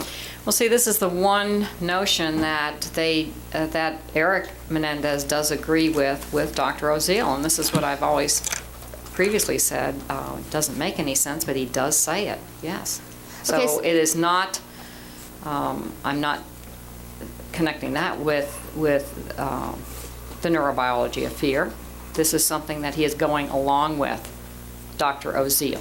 But it's very clear within this same conversation, isn't it, that Erik Menendez is perfectly capable of rejecting suggestions by Dr. Oziel, correct? Yes. And he rejects the idea of the disinheritance as being a motivation, Yes. okay? And you're saying now that even though he rejects the disinheritance portion of Dr. Oziel's suggestion, he is adopting this notion that mom had to be killed. Is that correct? Yes, because they have to come up with, to placate Dr. Oziel, they've got to come up with something. Otherwise, they have to tell the real reason. Okay. So that is what I see as the reason, you know. And would you agree that what they came up with, that idea of a mercy killing, is something that looks less egregious or less serious than a premeditated murder? Well, it certainly helps their guilt. All right. So this is something that helps them, correct? Their guilt, yes. All right. Now, down below, he talks about a dream. Do you see that? Yes, I do. Do you have any indication from the four corners of this transcript whether this dream occurred before or after the homicides? You see here at line 18 Yes, on no. page 31, he says, and I have all kinds of dreams about it. And when he says it, do you know what he's referring to there? It doesn't say specifically here what the it refers to. That's right. That should have been followed up on. All right, but in your interpretation of what Erik Menendez is talking about, is he talking about dreams that he's having after he killed his parents or before? This is, I believe, after, because of the constant thinking of what has happened, and that this is, I think that the word heart certainly gets at the emotional aspect. So this is something that he is stating here, a recent dream. All right, so it's your understanding then that this refers to something after the homicides, correct? Yes. On page 32, line 11. Erik Menendez is indicating that one of the hardest things about his relationships with people is they don't even know the truth. Do you see that particular Yes, I portion do. there? Yes, All I right. do. Now, did you reject the idea that what he was talking about here was they don't know the truth, that I'm the one who killed my parents? No, I think that this is what I've testified to before would be an excellent area for further explanation, since it uses the word truth and would get at perhaps the truth of what happened in that last week. Now, I believe that you've indicated that Dr. Oziel was not a good therapist during the session, correct? He didn't, yes. All right. And does that in any way negate the abilities of the defendants to plan out their parents' murder? In other words, the fact that he was a bad therapist, does that have anything to do with whether on August the 20th and August the 18th these defendants plan out their parents' murders? Beyond the scope. It is argumentative, sustained. Okay. Dr. Burgess, the fact that Dr. Oziel was not a good therapist has nothing to do with the defendant's state of mind on August the 20th. Would you agree with that? I'm going to object to that, Your Honor, and ask to approach. Overruled. Would you agree with that? Could you repeat that again? The fact that Dr. Oziel might not have been a good therapist during the session has nothing to do with the defendant's state of mind on the night of August the 20th. Objection argumentative. Overruled.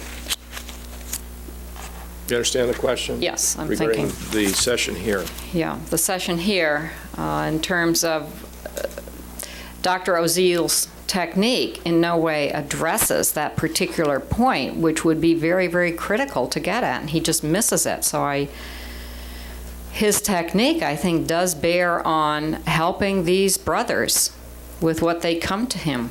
But my question really is, Dr. Burgess, that if he was a bad therapist on December the 11th, that doesn't change the fact of what the defendants were actually thinking on August the 20th, does it? Objection argumentative. Calls for conclusion. It is argumentative. Okay. Dr. Burgess, if Dr. Oziel is a bad therapist, does that mean the defendants didn't plan to kill their parents? Objection, Your Honor, and ask to approach. Sustained. Referring to page 33, line 14. Erik Menendez has a discourse here about college and his difficulties with his father about going to college. Objection, this states the evidence calls for conclusion. Overruled. Do you understand the portion and the passage that I'm referring to? Yes, I see where he starts by going to college, yes. Are there any cues in here that indicate that Erik Menendez was upset because he was going to have to come home a couple of nights a week?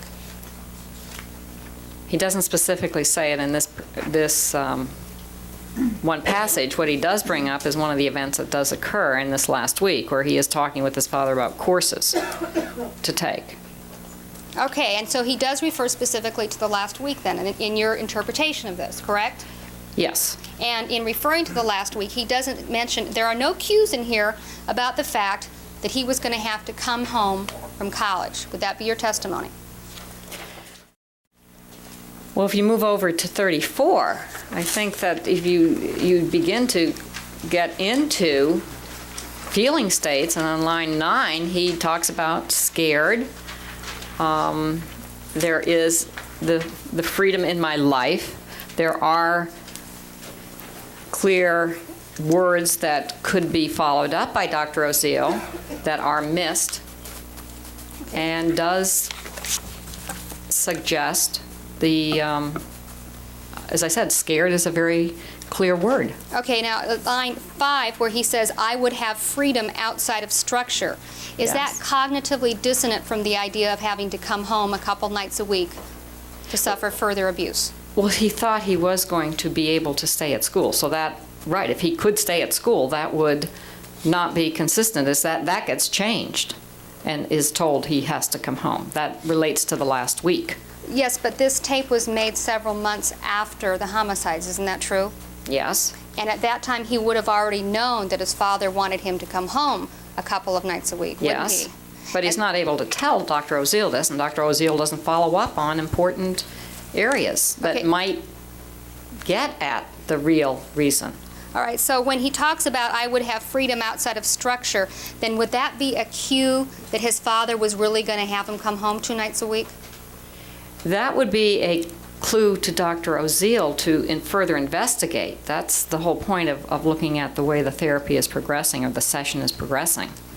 Now, earlier you indicated that when Lyle Menendez said mother, he really meant brother, correct? And that was a metaphor. This states the testimony. Objection sustained. Rephrase the question. At one point you indicated that when Lyle Menendez used the term mother, he meant brother. Same objections. Why don't you ask her? It was a metaphor for brother. Do you remember that? Yes, I said testimony? that was a possible metaphor for brother, yes. Okay. Do you see any metaphors in this dialogue about college that would be a metaphor for Erik Menendez having to come home to suffer further abuse?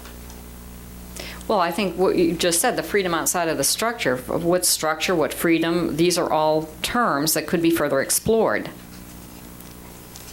So that's your answer. Is that correct? Yes. Okay. Now, well, let me go on.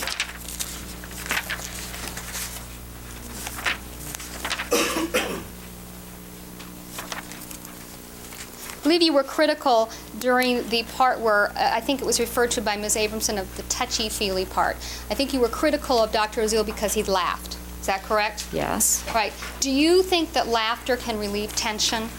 Laughter can relieve, I would agree, yes, in certain contexts. And would you agree that when Dr. Oziel is trying to get the brothers to hug, that there was some sort of tension going on? Objection, that calls for speculation. Overall. I think there was a lot of protest and clear statements that they didn't want to do this. All right, so, and that would be a tension-producing situation, correct? It certainly would be, yes. And laughter would be a way of alleviating that kind of tension, correct? No, I could not agree to that. I think laughter, when you're negating clear statements by a patient that they don't want to do something, and the therapist says, well, I don't care what you think, that is demeaning of the patient, that is not respectful, and I could not agree that laughter in any way was a proper or even an idea that should be tried. All right, so in spite of the tension that might have been produced at that moment, you think laughter was inappropriate, is that correct? Objection, argumentative. Overall. Yes. Okay, now at page 42, line 6.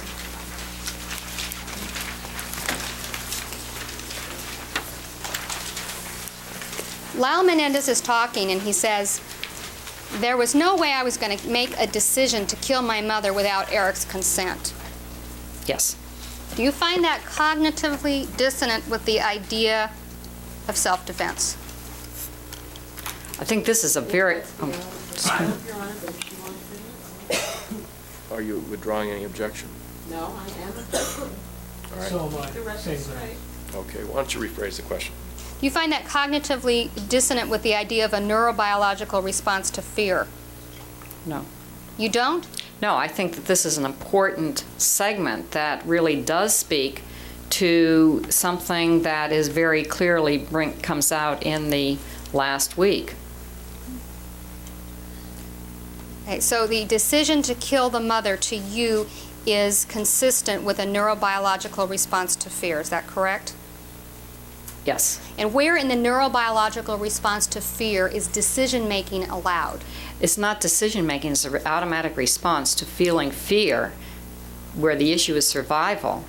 And it's that's what the fear response is, and why the fight phenomenon comes into play.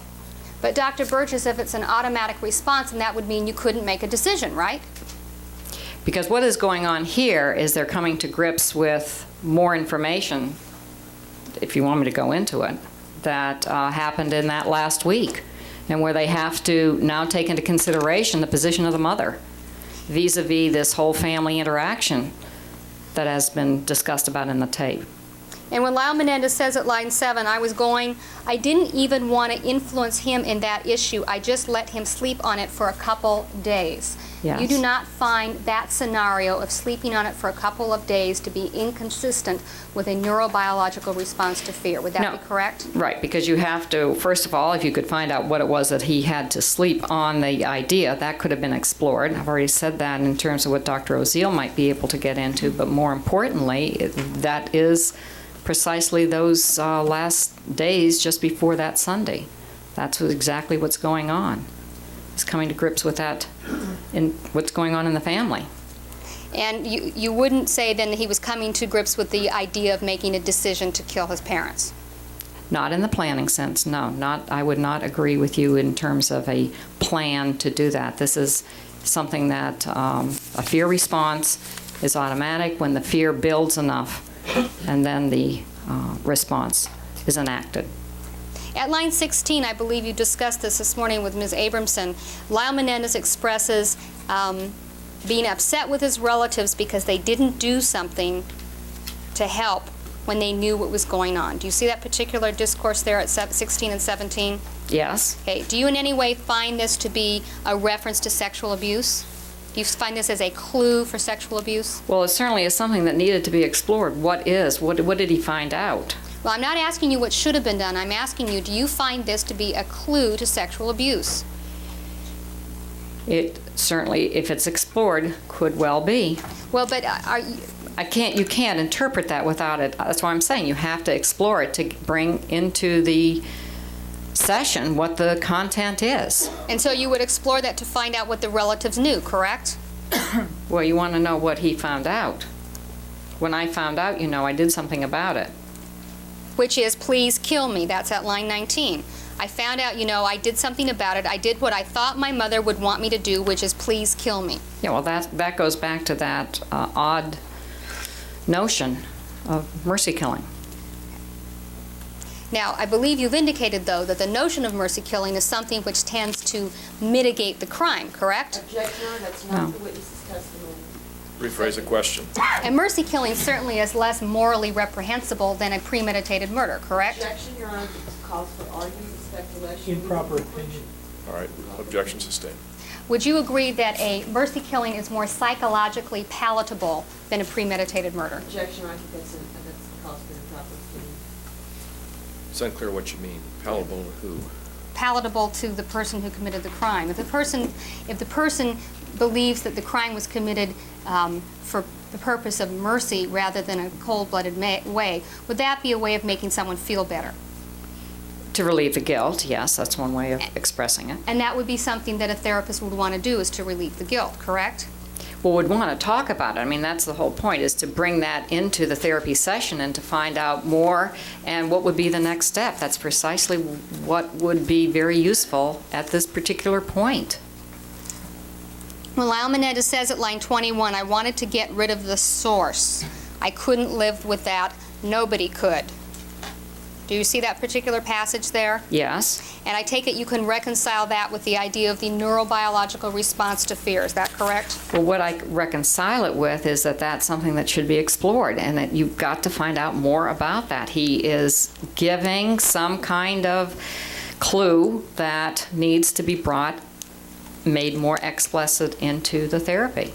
When he says at line 20, I just couldn't just kill my mom, that would be ridiculous. I wanted to get rid of the source there. Did you take that to understand the source to be his father? Well, that again goes to the reason that Dr. Oziel suggests, is that because mother is so miserable, then therefore father has made her miserable, and so that is kind of the notion that they agree to. Okay, so I see it as that. So you do take it as the source is referring to getting rid of the father, correct?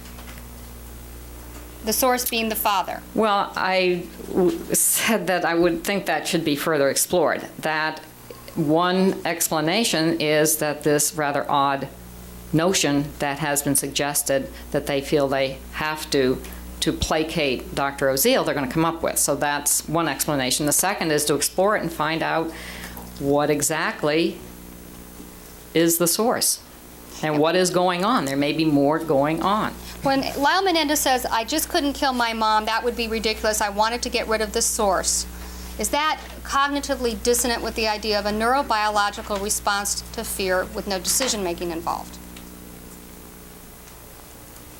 At this particular point, I believe he is signing on or agreeing with this notion of father is making mother miserable, and so therefore they both, that was the reason for the killings. And so he's agreeing with the notion that the killing was done in a manner which indicated planning, correct? No, not the necessarily indicated planning, but is agreeing with Dr. Oziel. They have to come up with some explanation.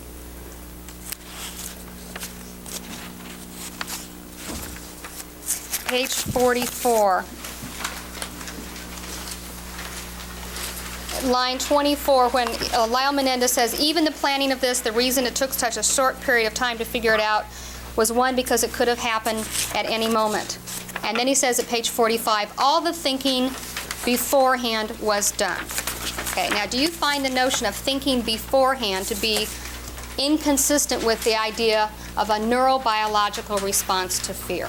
No, not when you know what was going on beforehand in that last few days about what the danger was, which speaks to it could happen at any moment, that the reactive response, to be on guard. That's the way I see that statement. It's a real clear hint at the self-defense. So you're going outside the tape and interjecting what you know about what the defense is in this case to evaluate that particular segment. Is that correct? Well, you asked me about this could have happened at any moment, and I don't see that as a planning type of behavior. All right. So when Lyle Menendez says at page 45, all the thinking beforehand was done, that does not indicate to you, that is not inconsistent with the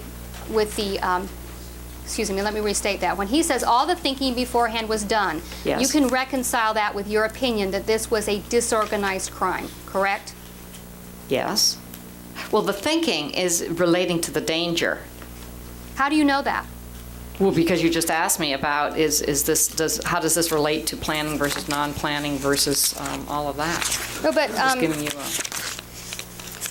on page 44, he says the planning out of this, the reason it took such a short period of time to figure it out was one, because it could have happened at any moment. All the thinking beforehand was done. All right, yes, and I take it that you can reconcile that with your testimony here in court earlier, that this was a crime which was disorganized and unplanned. Yes. Even though thinking beforehand were words used by Lyle Menendez on this tape. Well, thinking is a cognitive function, and of course something comes into thinking. The thinking has to do with what's going on in that last week. So that you don't out of nowhere get a response. There has to be something that's motivated the response. So when he talks about thinking beforehand and planning out of this, you don't find that all inconsistent with your theory that this was an unplanned crime. Is that correct? That is correct. Okay, so- Especially when you have the information about that last week. All right, but I believe your testimony so far has been principally confined to the four corners of this transcript, correct? That is correct. I'm going to object that that's argumentative if the question. Overruled. Your answer will stand. Now, at the bottom of page 45, Lyle Menendez indicates that you don't kill your parents based, line 26 on page 45. You don't kill your parents based on a little word here, a little word there. You see that particular portion? Yes, I do. Okay, do you find that inconsistent with the idea of the neurobiological response to fear? Yes. You find that inconsistent? No, I'm saying, I'm just, I'm sorry, Start over that was again. actually the end of my question. Okay, That sorry. particular phrase that you don't kill your parents just on a word here and a word there. yes. Okay, do you from that infer that you kill them for another reason? Well, I think he goes on to say that the tremendous amount of emotion was there, that obviously was much more of an emotional kind of state. Well, And he's saying that there is much more there than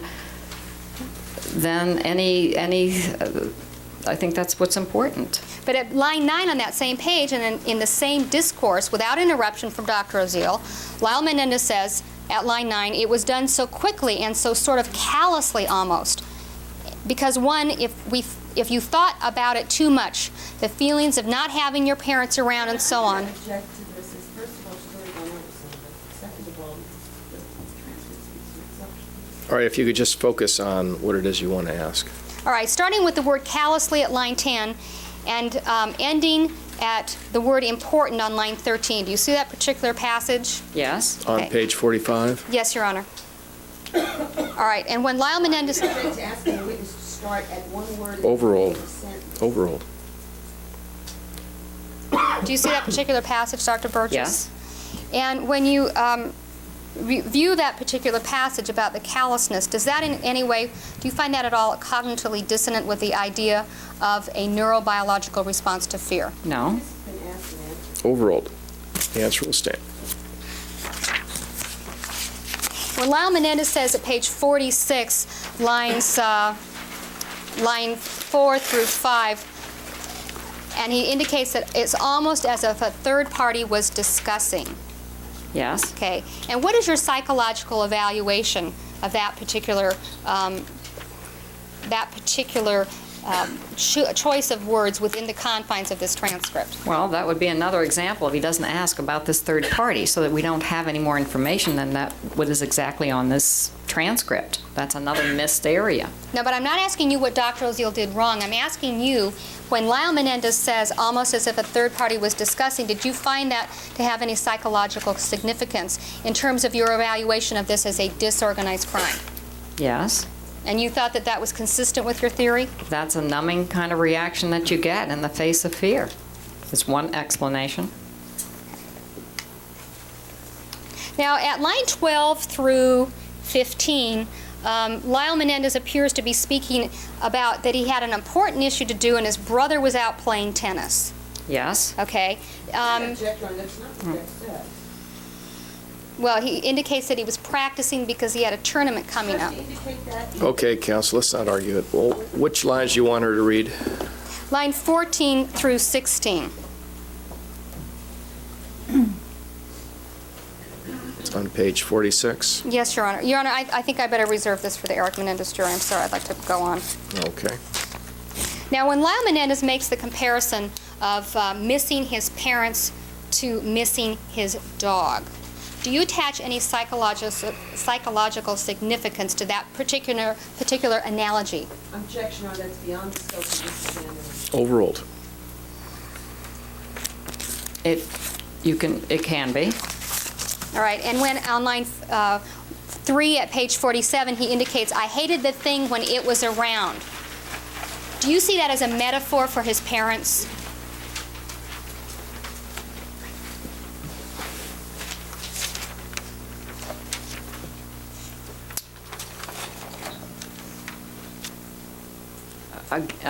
No, I would not. I don't know enough about that. Again, you'd have to get more on that. Thing is, generally means, I don't know what that's related to. Well, on the page before, line 25, on page 46, he talks about missing his dog. And then he goes on at line 3 on page 47, and he says that, whether I hated the thing when it was around and I've given it away and now it's gone, I miss all the things. Okay? Yes. Do you see that as being a metaphor for his parents? He's talking about his dog there, isn't he? Objection, Your Honor, that calls for speculation. Yeah. Overruled.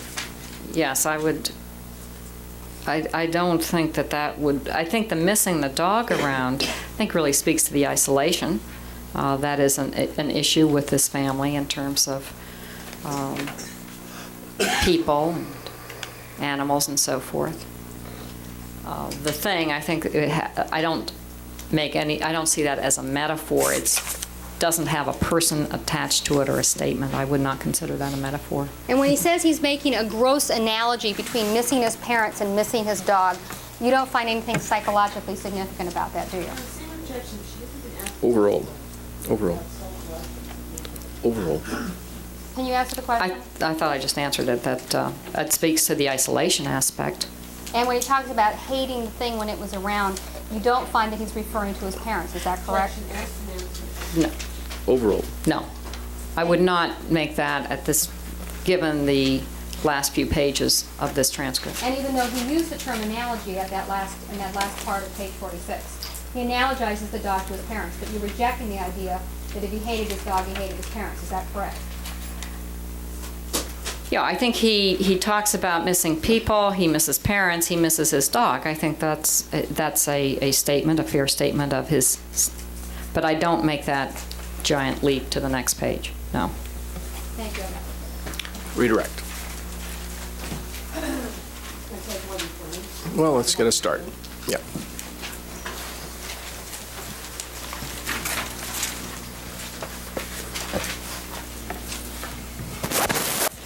Dr. Burgess, when you began your analysis of the tape, before you even listened to it, it was your understanding, was it not, that neither Erik nor Lyle Menendez went into this session in order to tell Dr. Oziel the truth?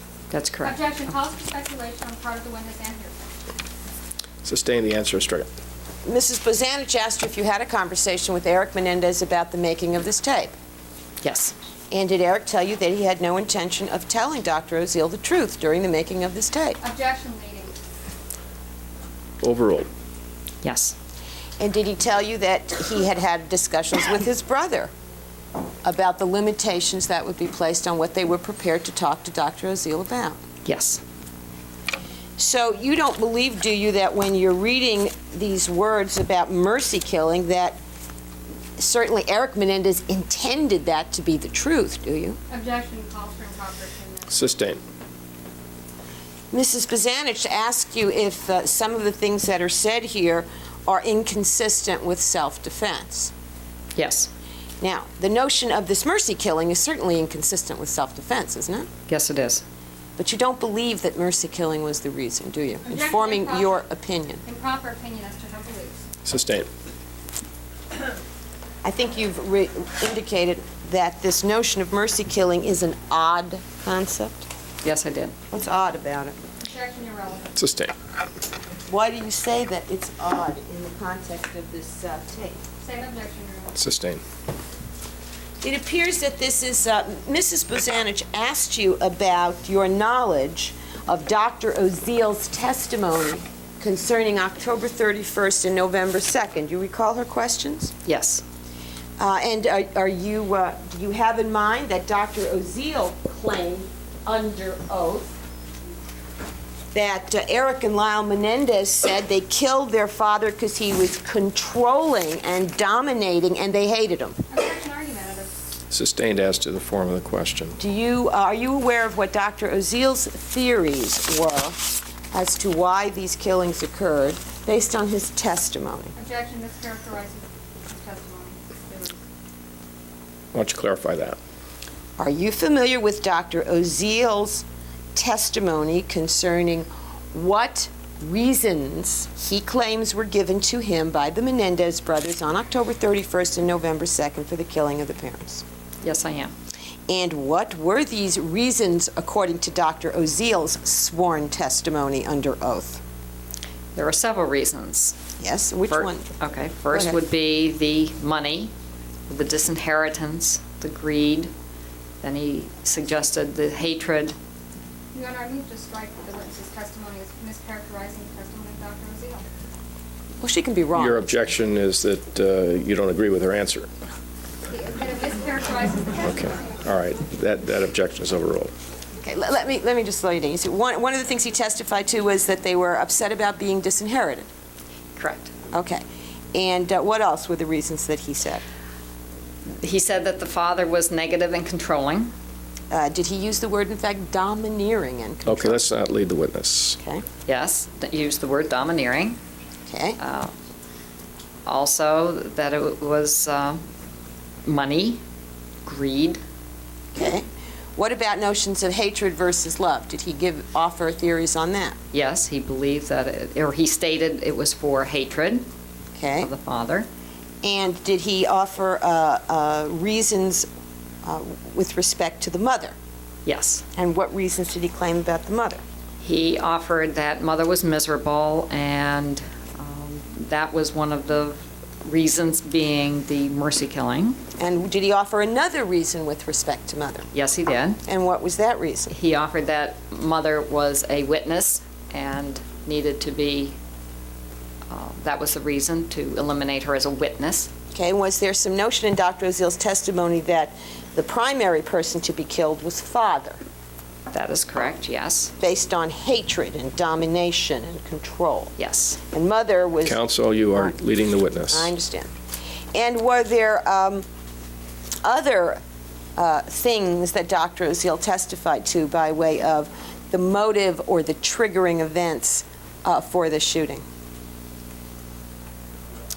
I think did we say the disinheritance was one? Apart from the family relationship. That there had been something, he had seen something. He being who? That the brothers had seen something, and that was motivated the killings. Okay. And what about the notions of perfect plans or perfect murders? That was said as yes, the perfect plan, the perfect crime. Now, that's what Dr. Oziel said were things that he claimed Erik and Lyle Menendez told him. Yes. Correct? And on the course of this tape, do you see Dr. Oziel using the word domineering and controlling with respect to the father? Yes, I do. And Mrs. Bazanich asked you, do Erik and Lyle Menendez agree with that? They do not agree with that. And do you see Dr. Oziel during the course of the tape trying to put the father in a negative light? Yes, I do. And do you hear Erik or Lyle Menendez say they hated their father? No, I do not. And do you hear Dr. Oziel trying to put the mother in a negative light as being ungrateful to her sons for their efforts on her behalf? Yes, I do. And do you hear them talking about hating or disliking the mother? No, they do not say that. Is there any mention here by either Erik or Lyle Menendez or even Dr. Oziel that mother was killed because she was a witness to something? No, there's no mention of that. And is there any mention in anywhere on this tape that things were precipitated by anybody seeing anything outside the family? No. Is there any mention by anybody of the notion of a perfect plan, a perfect crime, or a perfect murder? No. And when Dr. Oziel does keep bringing up the notion that disinheritance has something to do with it, is that accepted or rejected by the Menendez brothers? That is rejected by the brothers.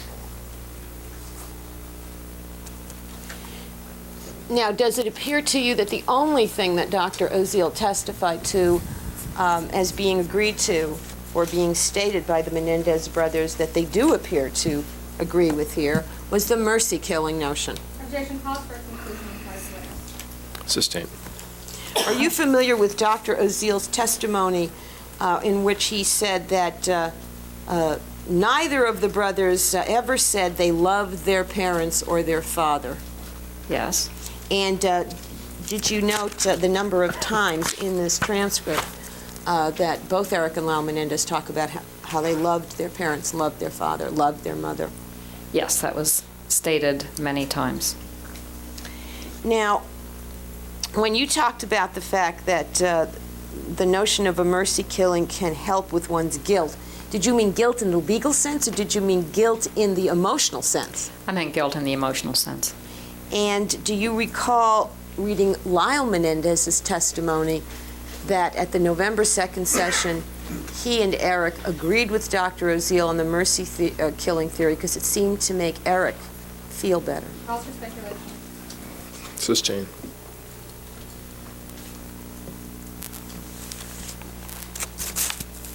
Now, how does the notion of a mercy killing, do you see any evidence here that Erik or Lyle Menendez were feeling better because of this notion of a mercy killing? Objection, calls for speculation.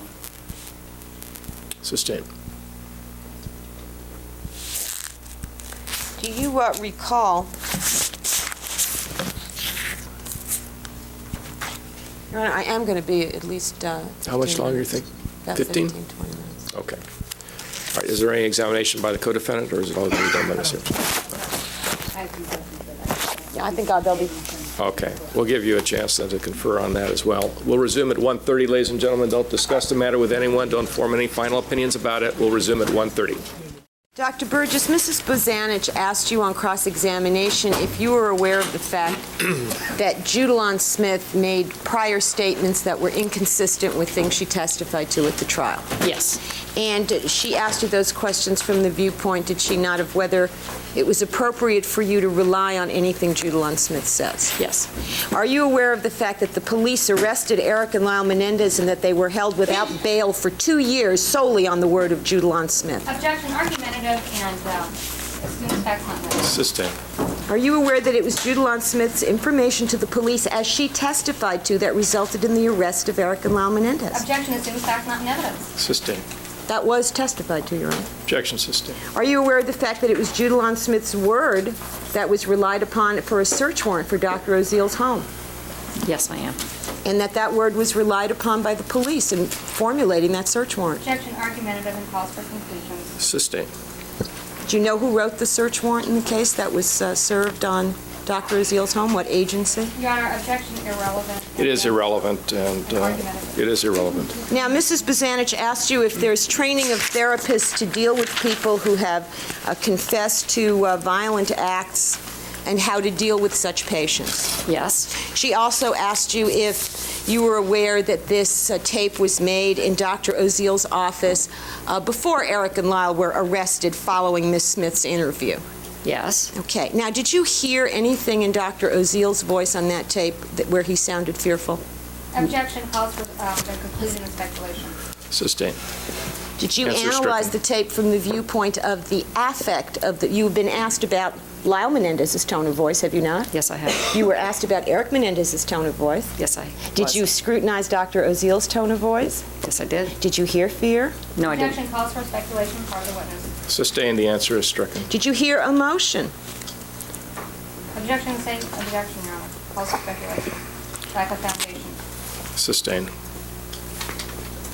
Well, then I ask that all the testimony concerning Lyle Menendez's tone of voice elicited by Mrs. Bozanich be stricken. As well as that elicited by Ms. Avery. Yes, it was covered on direct and cross as to the defendant's tone of voice. Objection or request is denied. You may Does ask the next Dr. question. Oziel say on the tape at any time that he is afraid of the defendant?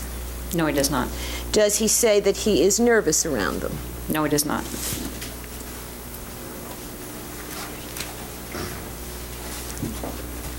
Are you aware of Ms. Smith's testimony that he specifically asked her not to be there that day? Yes, I am.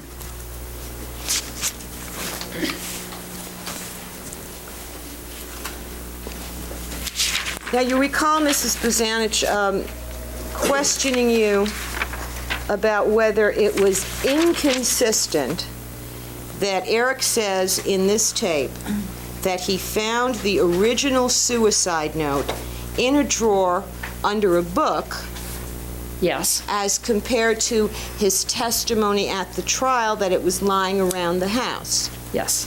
Do you find the testimony of Erik consistent with the information from Dr. Summerfield that Kitty Menendez told Dr. Summerfield that she purposely left that note around for Erik to find it. Objection argumentative. Sustained as to the form of the question. Are you familiar with the information in Dr. Summerfield's notes that Kitty Menendez said she purposely left that suicide note around for her son to find? Objection calls for hearsay as well. Right, that's already been introduced, so objection overruled. Yes. And is that consistent with Erik's testimony that he found it lying around the house? Yes, it is consistent. And is the fact that this is a note under a book in a drawer to which he obviously has access inconsistent with it being around the house? No, it is not.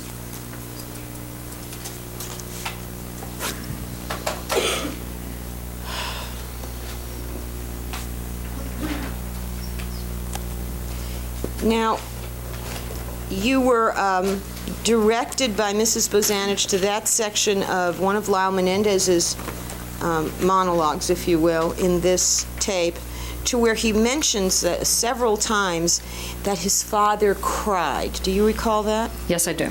And you said that this was inconsistent with your understanding because it was inconsistent with the information that was presented about the father.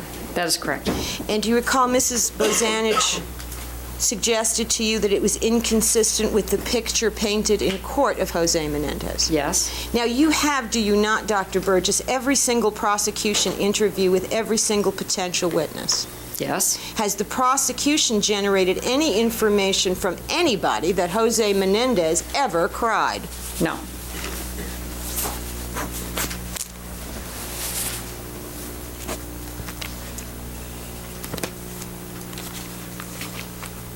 Now, you have suggested that there are potential interpretations for some of the phrases that were used by Erik and Lyle in this tape that would be supportive of the self-defense explanation that they gave at this trial. Yes. I just want to clarify something. Are you saying that it is your opinion that, in fact, that is what they are saying? No. Are you simply saying that's a potential interpretation? Objection leading. You're asking about the transcript here in the tape recording? Yes, Your Honor. All right, objection overruled. Yes. And you're not offering those interpretations, are you? No, I'm not. You're saying it should have been followed up? That is correct. Now, you have previously testified, have you not, about Erik Menendez saying something in this tape that was indicative of his desire to confess. Yes. And you've previously testified about the clues he gave to the police when they interviewed him. Yes. And in analyzing this tape, does he appear to be giving clues to the truth without actually coming out and saying it? Objection calls for speculation. Sustained. Sustained. Are there things that he is saying that are subject to an interpretation that is consistent with the testimony he gave at trial? Same objection and argumentative. Sustained. The answer is stricken. And are there things that Lyle Menendez is saying that are subject to interpretation consistent with self-defense? Objection. Same objection, Your Honor. Sustained. Well, let me go to things that Mrs. Bozanich asked you about. For example, on page 15, I think you've testified that Dr. Oziel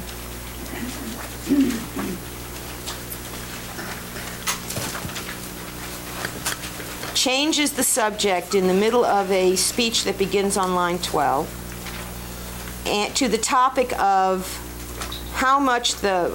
what part in the killing of the father had to do with what the father was doing to the sons versus what he's doing to the mother. Yes.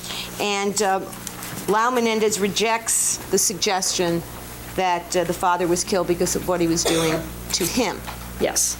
And do you see what follows that? It was not because of what he was doing to me. And Lyle goes on to explain he had decided and splintered off. He said he didn't want any more money. He was going to be independent.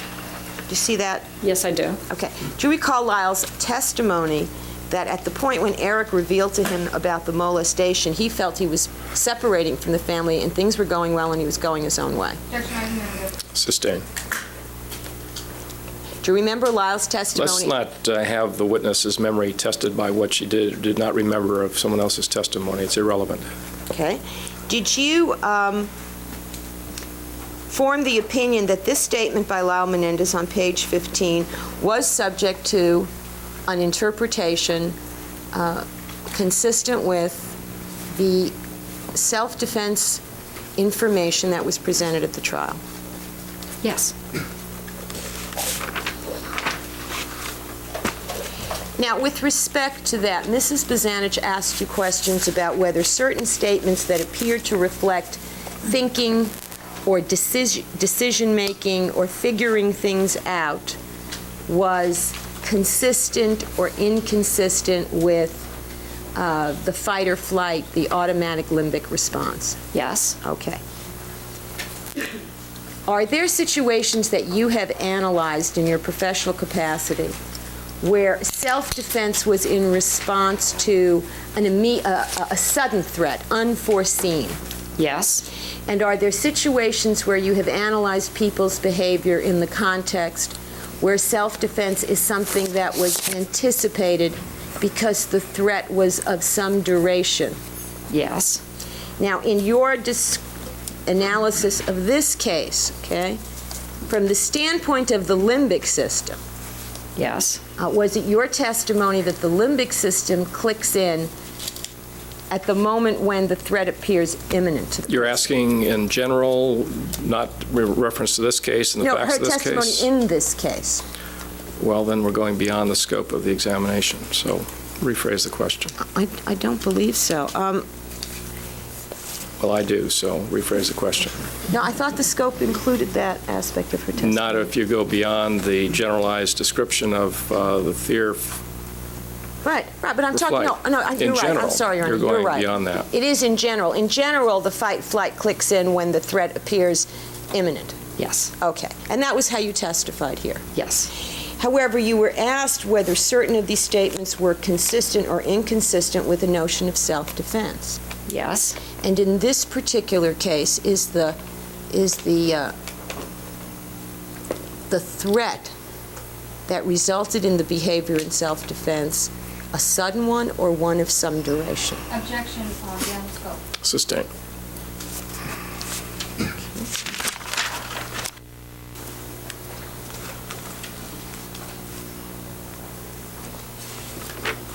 Let's turn to page 27 then.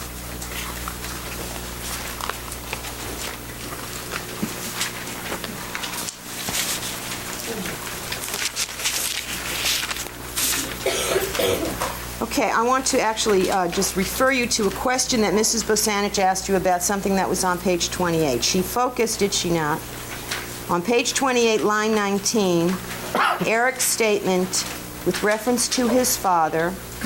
He was somebody that I loved and almost had no choice to do what I did, and I hate myself for doing it. Yes. And Mrs. Bozanich asked you several times what the significance of the word almost was. Yes. Now, you're aware, are you not, that there are 3 times prior to that statement, almost had no choice, where Erik says unequivocally, I had no choice. Yes. Objection argumentative, Your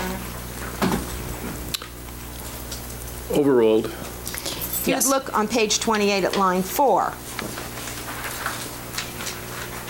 Erik there says, I very much regret it. I may not have had a choice. You see that? Yes, I do. Okay, and look at page 27.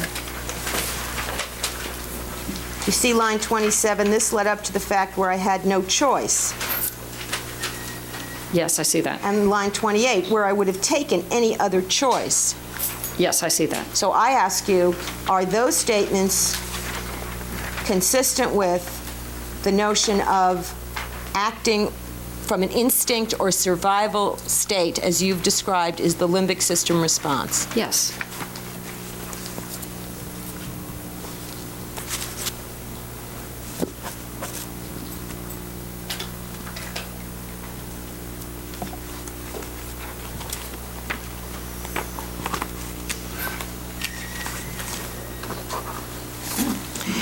Now, you were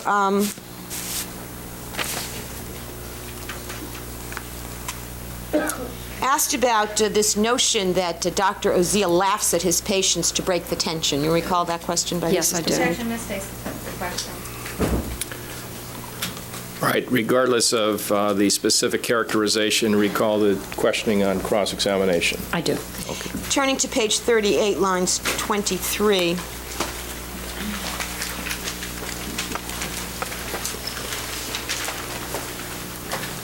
Actually, the laughing part is at 21, is that? This is Dr. Oziel laughing at 21. Yes. And Lyle Menendez tells him that he hates the hugging. Yes. This is his protest. Yes. Now, Dr. Oziel then says, you know what? I don't care. Yes. And you've already characterized what you thought of the therapist saying that. Yes. Do you see what Lyle Menendez says in response to that? Yes, I do. He says, I know you don't. Yes. Now, did you attach any significance to Lyle Menendez telling Dr. Oziel that he knows he doesn't care? Yes, I did. And what significance did you attach to that? Sustained. You have testified that you do not believe that the story that the Menendez brothers are telling Dr. Oziel here about Mercy killing is true. Objection, excuse me, misstates the testimony and improper opinion. Sustained, the answer is stricken. You were asked whether some of the statements that they're making about this Mercy killing are consistent with self-defense. Do you recall those questions by Mrs. Bazanich? Yes, I do. All right. And you've testified that in order for a patient to tell a therapist the truth, one needs two things. Correct? Yes. What are the two things? They need to feel safe. They need to be able to trust the person. And when Lyle Menendez tells Dr. Oziel that he knows he doesn't care about him, Yes. is that the kind of statement that is consistent with trust or inconsistent with trust? It's Objection calls for speculation on part of witness. Overruled. You can answer the question. it's inconsistent. And is that statement consistent with the notion that you acknowledge that the therapist is trying to help you, or inconsistent with that notion? It's inconsistent.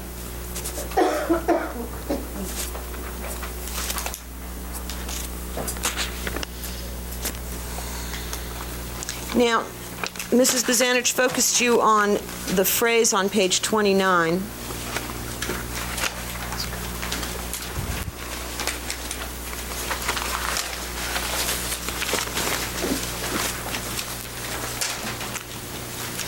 Where on line 11, well, first of all, on line 10, Dr. Oziel is asking what is beyond control, and we've already addressed that. But on line 11, Erik Menendez says, eventually it had to happen. It was basically ruining my life. Yes. Should we call that? Yes. And you said you did not find that contradictory to... You did not find that? Contradictory to self-defense. Yes. And in not finding that contradictory to self-defense, is that because there's a potential interpretation here of eventually it had to happen? Yes. And what is the potential interpretation that you are ascribing to that in order to find it not contradictory to self-defense? Objection, improper opinion. Overruled. It had to do with the abuse, Okay, and what eventually had to happen? that it had to stop. And is your opinion that this is not inconsistent with self-defense also based on a potential interpretation for the words, it was basically ruining my life? Yes. And what is the potential interpretation of that? Objection calls for speculation. Are you asking what could have been clarified or Yes, in a indeed. questioning? All right. Yes, you would have to clarify what he essentially meant by that regarding that statement. But when you told Mrs. Bazanich that you did not find these statements by Erik Menendez to be inconsistent with self-defense, that's because you had in mind... Counsel, why don't you ask her that- why she felt that way? I did the question before. No, you didn't. Okay. Why don't you Why ask did you her? feel that way? Why did you feel that eventually it had to happen and it was basically ruining my life is not inconsistent with the self-defense explanation that's been posited here? Because it's not clear, and because that if it didn't stop, he had to have it stopped. And it was the danger and the survival and all of that component. Okay, so you're still talking about the sexual abuse. Yes. So you are ascribing to it was basically ruining my life. By it, are you saying potentially that could mean the sexual abuse? Right. It's, Calls for speculation. Well, it's also leading, objection sustained. Do you understand what I'm asking, Dr. Burgess? Well, there's no question at this point, so you'll have to ask a question. I'm asking what potential interpretation you're giving to the word "it" on line 11 of page 29. Are you giving any interpretation to it, or are you just saying it should be clarified? It should have been clarified. It should have been clarified. I think that before we get into, it would have to be clarified. That's what I had originally said. But you told Mrs. Bazanich it was not inconsistent with self-defense. Right? Why not? All right, when you said not inconsistent with self-defense, what did you mean? Start with that. Start with that. Well, the "it" refers to what happened in that particular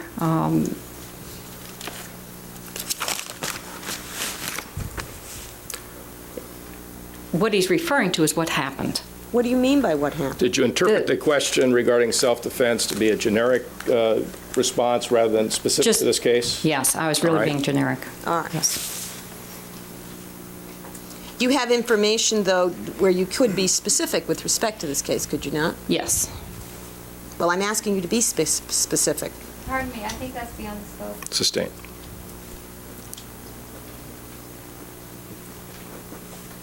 Your Honor, I don't believe it was limited in Mrs. Bazanich's examination. Yes, it was. It was All right. limited to the fight response. Okay.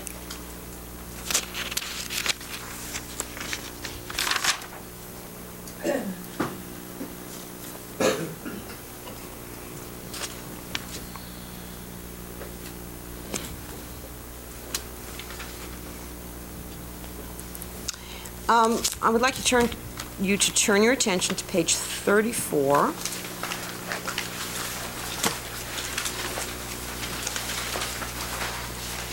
Mrs. Bazanich asked you a case-specific question about the information that Erik Menendez is giving on lines 4 and 5, where he says there was freedom in my lifetime, but my life would be structured and I would have freedom outside of the structure.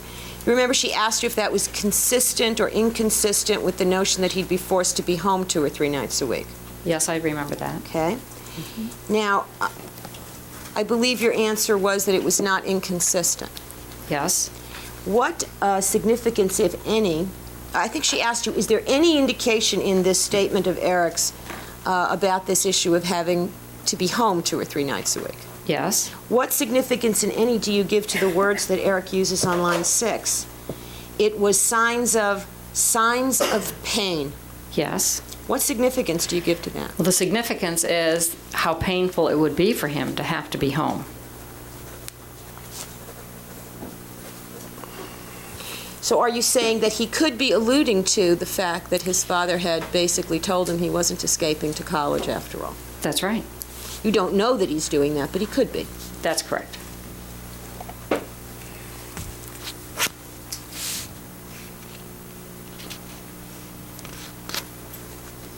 Now, with respect to page 42,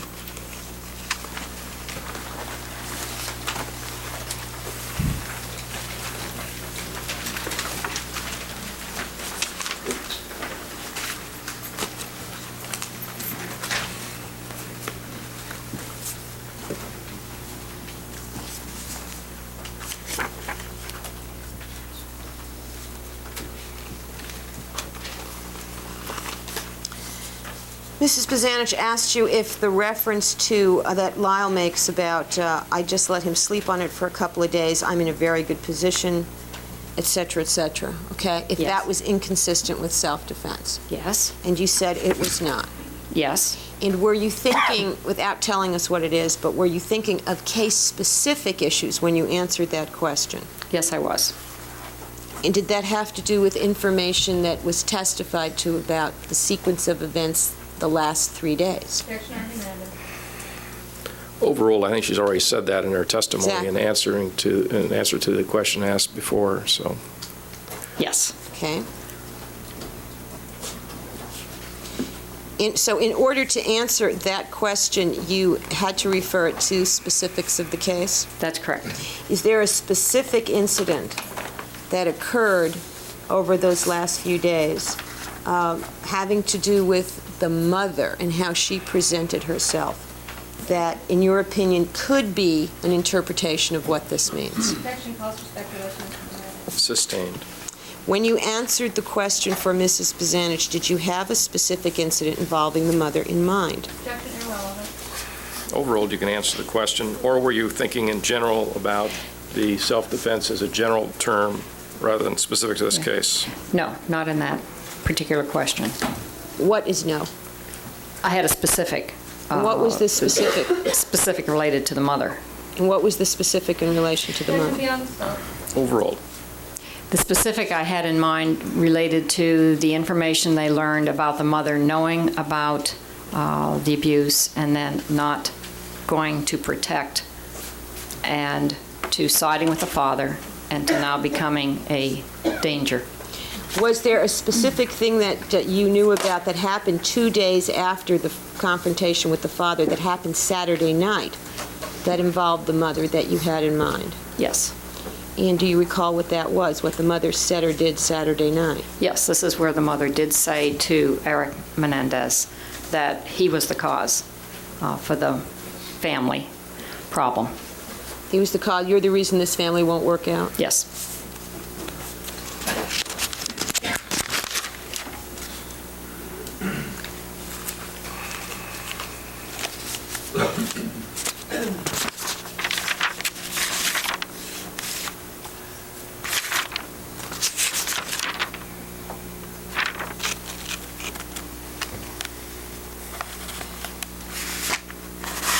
I could have a moment, and I'll see if I'm done in this phase. Yeah? Miss Lansing tells me I'm done, so I'll take my cue from her. All right, any recross? I believe I have one or two questions. All right, go ahead. Stacy? Yes. I believe you indicated that Dr. O'Leary's testimony, he never indicated that the defendants had love for their parents. Is that correct? Remember being asked that on redirect by Ms. Abramson? Yes. Right. And are you aware of the fact that Dr. O'Leary's testimony in this case was confined to the sessions of October the 31st and November the 2nd? Yes. Thank you. I have nothing further. All right, how long will the examination take before the Erik Menendez jury only? Well, can we approach for a moment? Certainly. Jury room, and then we'll call you when we're ready for you. So hopefully by then, everything will be coordinated, and we'll be able to proceed with the next witness with both juries. So the blue jury, come back here. The gold jury, go back to your jury room, and hopefully we'll be able to proceed as scheduled here.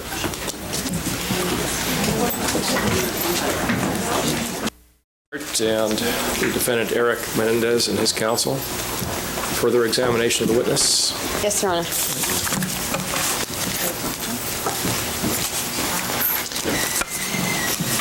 Now, Dr. Burgess, you conducted, as you previously testified in front of this jury, an evaluation of Erik Menendez from the standpoint of whether he has a psychological profile typical of sexually abused adolescent young adults. Yes. And you have rendered your opinion on that previously in this case. Correct. Now, in listening to this tape and in scrutinizing it as you've testified you did, was there information in this tape that was consistent or inconsistent with that psychological portrait or profile that you saw in Erik Menendez? Yes. There was material on the tape that was consistent with this profile. And can you tell us generally what that material was? Yes, in general, there was a great deal of emotion shown by Erik Menendez. There was the statements of his love for his parents. It was quite clear on the tape. And there was also examples of his confusion, both his thinking and his feelings around a number of issues. Issues relating to his parents and the family? Yes, to the family issues, the parents and the family issues. And are those things typical of abused children? Yes, they are. Now, in analyzing the surface content of this tape, it does not on the surface appear that the brothers are telling Dr. Oziel a self-defense molestation scenario. That is correct. Okay. You have indicated that there are many cues and clues in this that should have been explored that are subject to potential interpretation. That is correct. Looking at the entire tape, both the process, the interaction between the people, what's actually said, what is followed up, what isn't followed up, is the information on this tape inconsistent with the self-defense explanation that was testified to by both of the Menendez brothers? It is not inconsistent with with that statement, no. And why is it not inconsistent, even though it doesn't specifically say it's self-defense? Right. Several reasons. First of all, this is not a tape that really is truth-seeking. As one, it has the clues that are present, as we've mentioned. And another factor is that the theory that is presented, or the reason that is presented, or the idea that is presented does not make sense. That's the mercy killing of the mother and the killing of the father for Yes. putting the mother in that condition. Yes, that the mother was miserable and that the father was responsible for making the mother miserable. Okay. Now, you said that this theory does not make sense. Is there an aspect to this theory with respect to its chronology, if you will, that leads you to not believe it? Yes. Excuse me, Your Honor, move to strike. It's irrelevant what you believe. Sustained, the answer is strict. That leaves you to conclude that it does not make psychological sense. Yes. And what is that?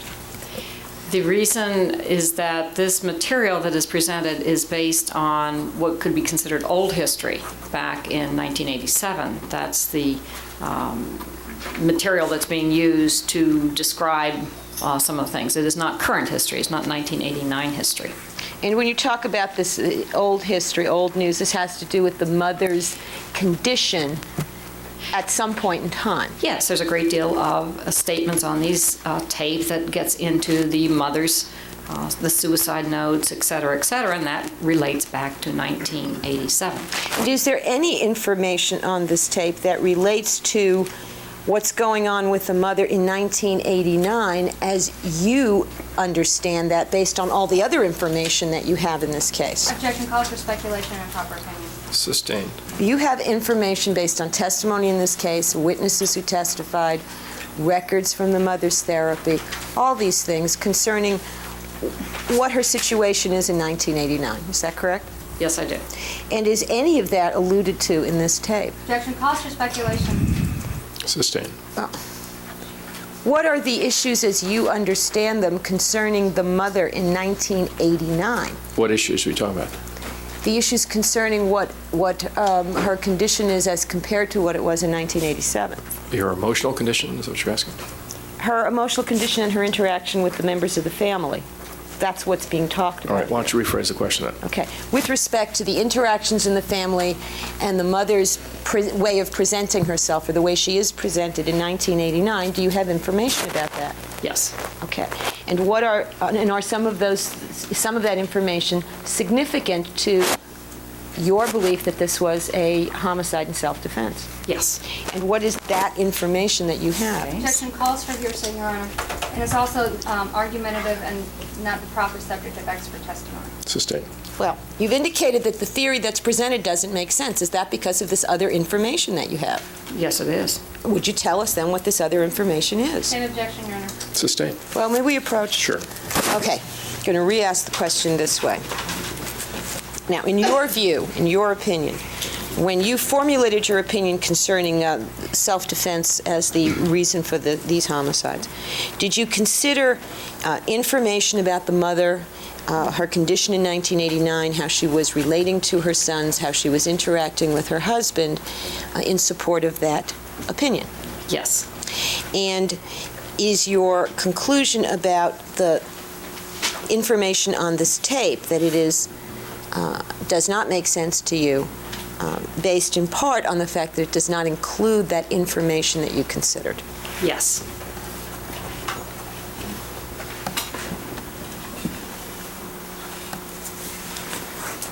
Now, did you find that the information, just on the face value, that there is information in this tape recording that supports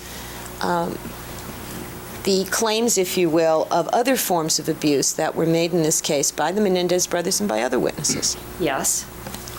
And with respect, just to focus on a couple, with respect to the notion that the Menendez brothers and Erik in particular were isolated in the sense that they could not communicate with the parents, that Erik, for example, could not go to his mother and tell her about problems with the father. Is that supported in this tape? Yes, it is supported. Is the notion that in this family the children could not discuss with the parents real issues and real problems in the abusive situation supported in this tape? Yes, it is.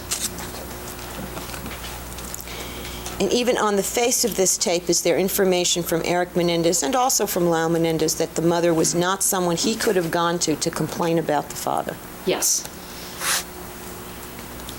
Now, is there information on this tape from listening to it, just hearing how Erik talks, plus the specific things he says, that corroborate your conclusions and opinions about Erik, his emotionality and his psychological personality, if you will? Yes, there is. And without going through all of it, is there a specific area that in this tape that corroborates that?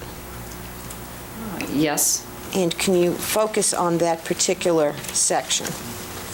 I'll try to find it, reading your mind.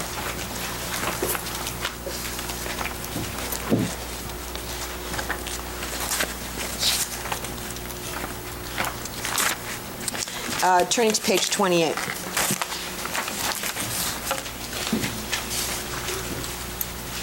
Yes. Okay. Is there a segment there, starting at line 19, that you found particularly significant with respect to Yes. your evaluation of Erik? And would you tell us what that is, and would you explain why it's significant to you? Yes. His statement on line 20 that he says, "And I hate myself for doing that."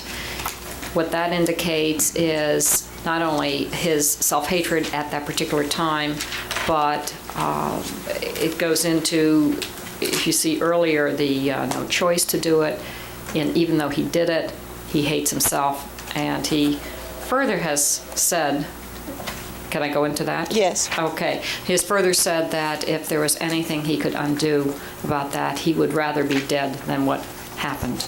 Okay. That's how much he hates himself for what he did.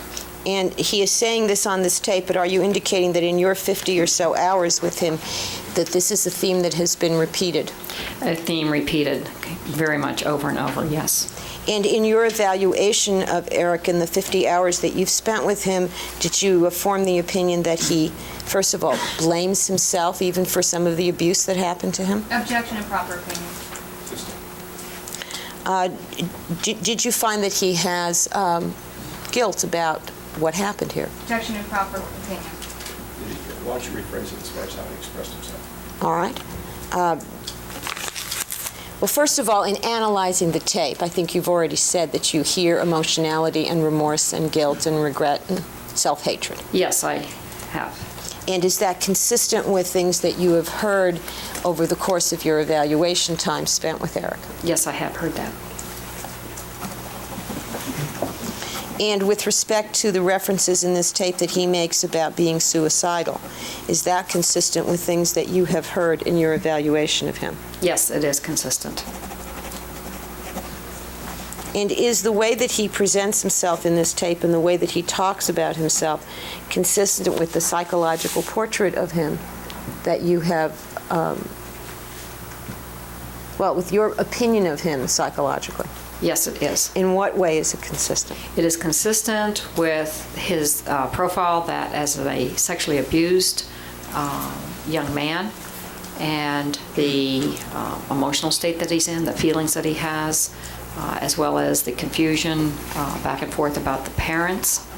All of that speaks to both the consistency with what is seen in abused young people, as well as with Erik Menendez. I have nothing further. So, Dr. Burgess, would it be correct to say then that there are things in this tape which support the defense theory of the case, correct? Yes. And that would also be supportive of the notion that this tape was created to help the defendants if they ever got caught, right? Objection argumentative, cross-examination. I believe you indicated you talked to Erik Menendez about the creation of this tape at some point, and you related that conversation the last time I cross-examined you this morning. Do you remember when it was that you talked to Erik Menendez about the tape? It was a week or so ago. I don't have a precise date. All right, but just within the last week, is that correct? Yes, And roughly. And at no time before that? No, not specifically. All right. Now, I'm going to just go over a couple of things within the transcript. On page 1 of the transcript, there is a colloquy here. Actually, it's more like a monologue by Erik Menendez talking about the Kennedys, and you indicated that what you found significant about his reference to the Kennedy brothers is that they both died. I'm going to object. This is beyond the scope. It is, unless you're going to tie it into the examination that relates only to this jury. Well, Your Honor, I thought it was more prudent to save this for the examination in front of this jury, and that's why I did it. All right. And, excuse me, this particular thing was not said in front of the Lyle Menendez jury. Do you have a question that's going to follow up on this, you mean? Yes, I just want to ask her about this particular thing that was only testified to in front of this jury. I can explain it if you want to Okay, go approach. ahead, just go ahead. Never mind, let's just do it. Go ahead, ask your question. Good. Okay. Whatever it is. Now, I believe when you testified in front of this jury yesterday, the first time on direct, that you indicated that what you found significant about this particular passage is that both of the Kennedy brothers mentioned here had died. I believe I said that this was a metaphor. I was giving an example of how when you're looking and trying to analyze a tape, you look for things that may be a theme, and this was one example of it. You could not make that assumption until you obtain that information from the patient. That's something that the therapist keeps in mind. Okay, but what is it a metaphor for? Well, you would elicit that from the patient. But you have your own ideas of what it might be, but you have to keep eliciting that. One possibility, I said, is the fact that both of these men were killed. All right, is another possibility the fact that both of these men were controlled by their father? No, I didn't. Okay. No, I would just go with what the fact is, what the overt fact is. Okay, On a metaphor. Okay, so when Erik Menendez says at line 7, we thought that no matter what we did in our life, my father would be there, and that it would be mine's been amended, it was related to Kennedy. When Kennedy was president, his father told him that he wanted Bobby in this position, and it did not matter what John said. Yes. So are you saying that you're rejecting the notion that he's talking about a father's control? No, I'm not rejecting. I'm just saying I thought the original question was how that opening is an example of a metaphor. You would interpret that. You can also interpret that by just looking at the manifest statement. In other words, just look at what it says. Correct. Okay, so when you say look at the manifest statement, you're just saying look at what it says. Just what it says, yes. Okay, and what it seems to say is that he's talking about an analogy between the Kennedy father controlling his two sons and Mr. Menendez controlling his two sons. Well, no, it also could be missing the parents. I mean, that's an equally plausible interpretation. That he misses his parents the same way John and Bobby miss their parents? No, he's talking about my father would be there. Oh. He's making a personal reference to his father. Then he comes in with the analogy to another family. Okay. Now, page 30 of the transcript.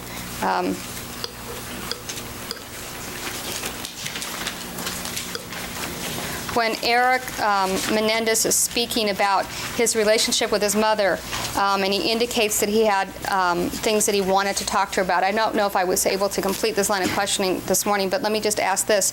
Did you have any specific discussion with Erik Menendez about this particular passage contained between lines 3 and line 11? Did you ask him? No, I did not ask any particular line by line. I did not ask him of that. Did you ask him anything in terms of what kinds of things did he wish he could have discussed with his mother? Not in particular, no. Did you ask him in general? I'm going to object if it's vague. I think with respect to just this transcript or over the course of just the hour that as well. All right. Well, did you, in relationship to this particular topic, did you ever ask Erik Menendez if he could talk to his mother about relationships with different people and everything? What was talked about had to do with, this is a wish, by the way, and this would fall into that category. He did not tell his mother a lot, as is stated there, and it was not inspecific that he said what he would want to have been able to tell her, because he knew he couldn't talk to her. So it really stayed at the wish level. At page 33, starting at line 14, Erik Menendez is talking about college. Yes. And he talks about the fact of wanting to major in theater but not being able to because of his father.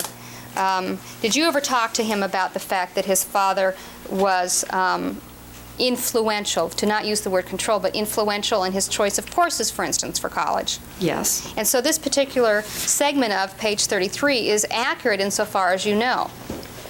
Yes, this is precisely one of the things that he talked about, where father almost tells him what he's supposed to take. All right. Now, I believe you indicated that it was your opinion that Erik Menendez had been sexually abused, and that there are things in this tape and also contained in the transcript which support your theory. And I think the three things you mentioned were his emotion, which would be more the tape because of the sound, his love for his parents, and his confusion. Were those the three things? Those were three things. All right. Now, the fact that he has emotion over killing his parents, you think indicates that he was sexually abused. Is that correct? It indicates a state that presented a demeanor, a emotional state.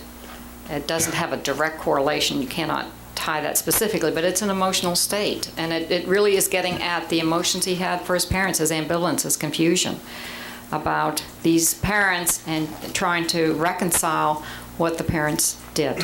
But emotion is not a symptom of sexual abuse. No, it's not a symptom per se. That's what I'm trying to say. It's not a symptom per se, but it speaks to a condition that is evoked over time from the abuse, from long periods of chronic abuse.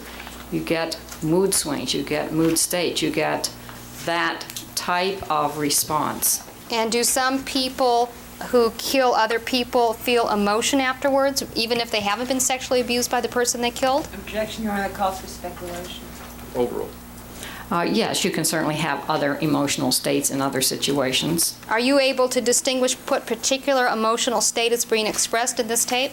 No, I'm not. That's what I'm saying. I'm not picking out in the exact emotion. I'm just saying that an emotional state, mood swings, are part of a pattern that can be seen in chronically victimized persons. Now, I believe you related, though, that at least the question as posed to you by Ms. Abramson was that this particular emotion was an indicator of sexual abuse. You weren't asked about generic abuse, but you were asked specifically about sexual abuse. All right, and so it's still your testimony then that this emotion is an indicator of a particular kind of abuse, that is sexual abuse. It's a generalized state. It is not trauma specific, but it is a generalized state, and we tend to divide symptoms into these two areas, what are trauma specific and what are more generalized. This would fall into a more generalized pattern. Okay. Is love for your parents trauma specific?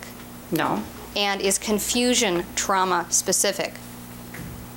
No, those are more generalized states. So would it be fair to say that the emotion that he has expressed, the love for his parents and the confusion, are just as likely to have occurred simply because of a killing, not because of sexual abuse? No, I wouldn't say that.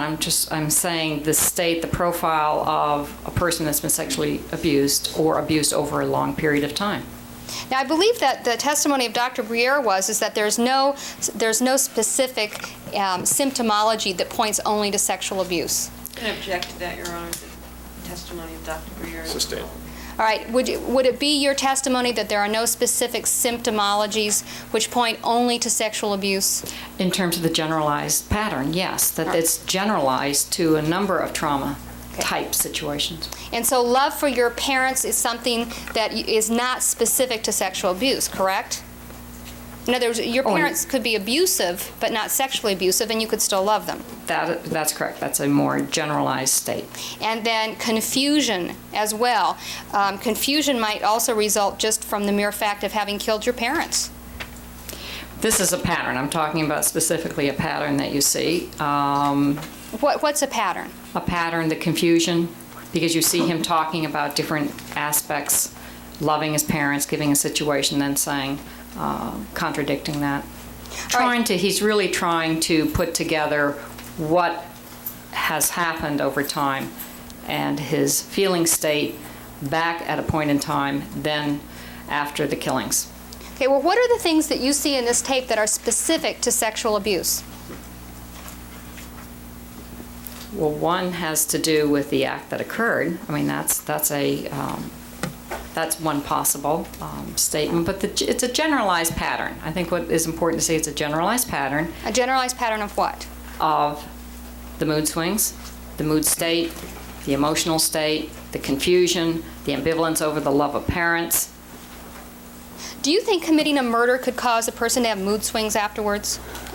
Committing a killing. I'm going to object to that as calling for speculation.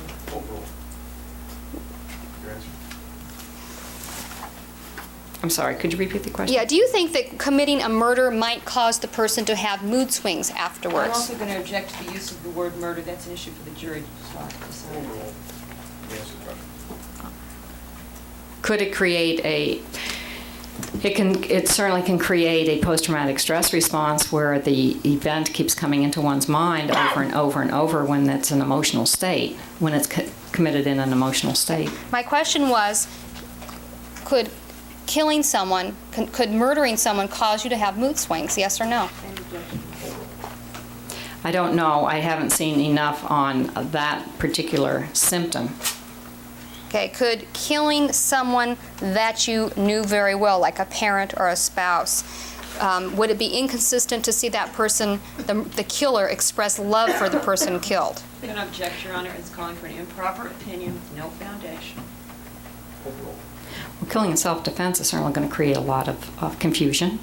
No, but that wasn't my question, Dr. Okay. Burgess. Could you repeat your question?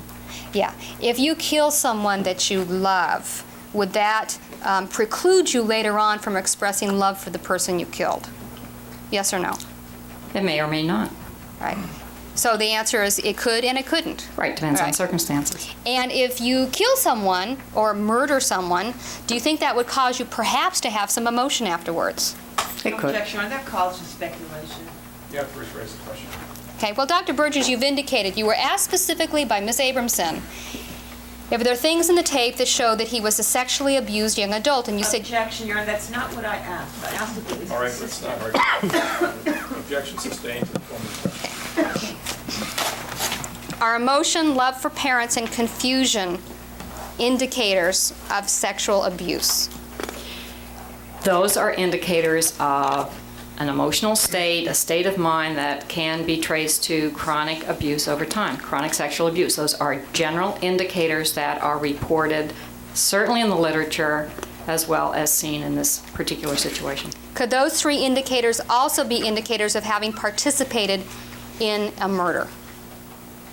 Anything is, Objection, I think that calls for speculation. Overruled. anything is possible.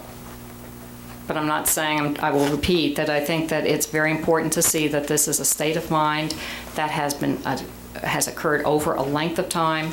It's chronic, and the confusion that is seen and what he describes in this tape is what I see. All right, so you think that the emotion, the love for the parents, and the confusion stem from sexual abuse and not from the fact of having participated in the killing of his parents. Would that be fair to say?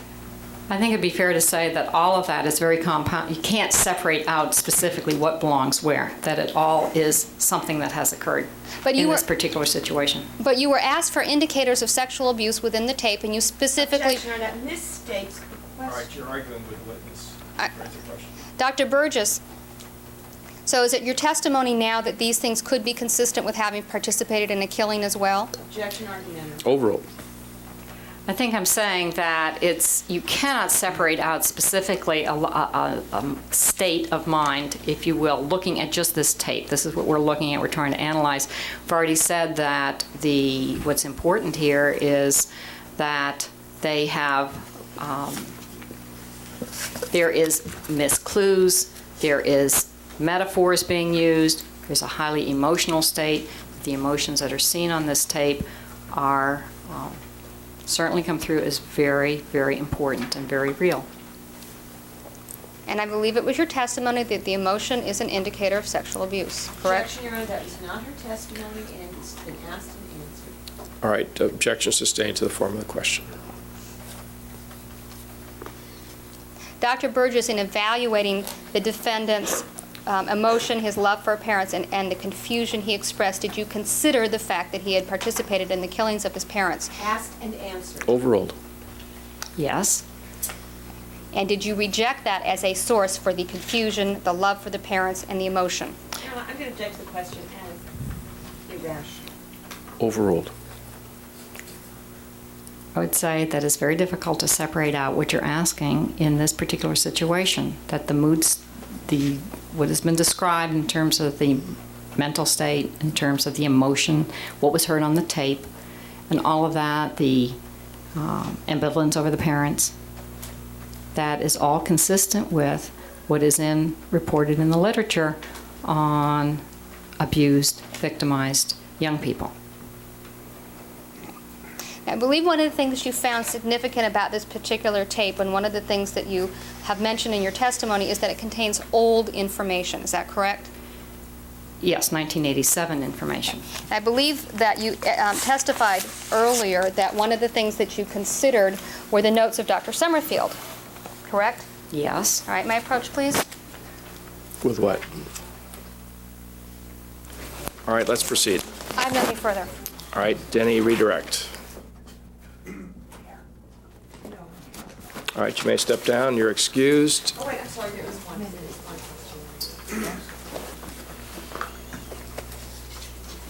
Dr. Burgess, is the emotional condition that Erik Menendez displays on this tape consistent with the notion that he killed his parents out of hatred and greed and to eliminate a witness? Objection argument. Sustained. Mrs. Bazanich asked you if these expressions of love of parents and confusion and emotionality was inconsistent with having killed your parents. You remember that? Yes. Is it inconsistent with a cold-blooded, premeditated murder out of greed and hatred? Yep. Objection, improper opinion and argument. Sustained. How would you analyze Erik Menendez's emotional state on this tape and in your analysis of him in the context of whether this was a killing out of hatred and greed? Objection, improper opinion. Sustained.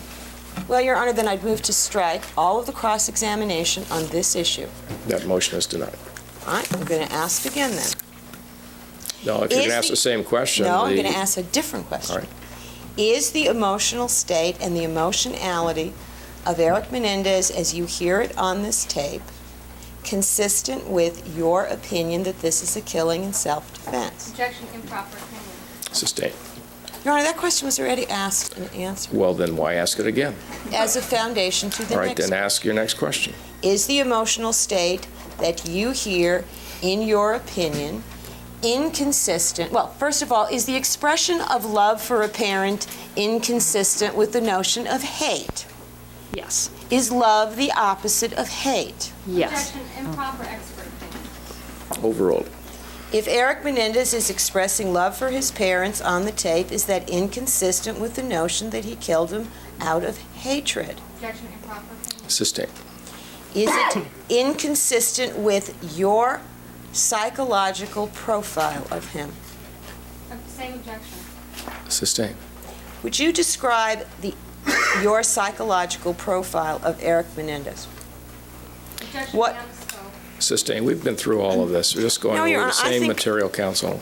Now, Your Honor, I think I have a right to counter the inference that Well, let's counsel not was argue trying it. to make. You've been going through this material already.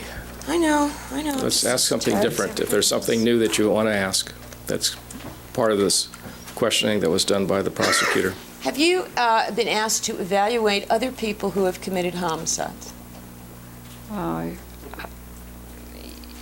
Yes. Yes. All right, and have you also had extensive contact with other people who have committed homicides, killed people? Yes. And is there a profile that emerges of a person who commits premeditated, cold-blooded killings? Objection, beyond the scope, beyond our expertise. Overruled. Yes. And is there a profile that emerges of people who commit situational crimes, such as those in self-defense situations or arising out of abuse? Yes. Which of those profiles does Erik Menendez fit? Objection, improper opinion. you haven't laid a foundation as to, other than the fact she's aware there are such profiles, counsel. Would you describe the profile of the No, person? that's not the way you would approach it. She has not expressed any expertise in this field. She might be aware of it. That's as far as it goes. All right. All right.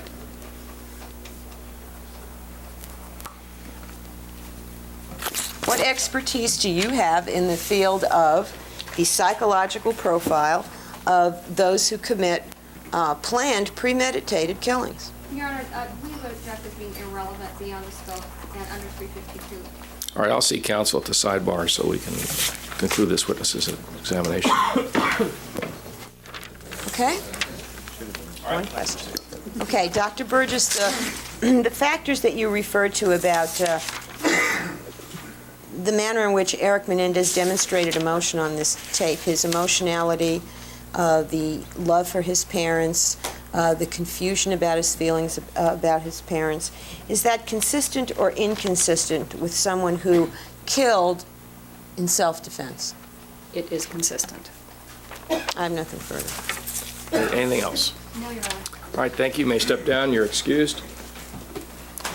And how have you arranged the next witness? Are you ready to proceed with the next witness? I need the gold jury back. I understand that, but are you ready Oh, otherwise? I'm not sure what this position. All right, why don't you talk for a moment, and we'll have an idea about our schedule here.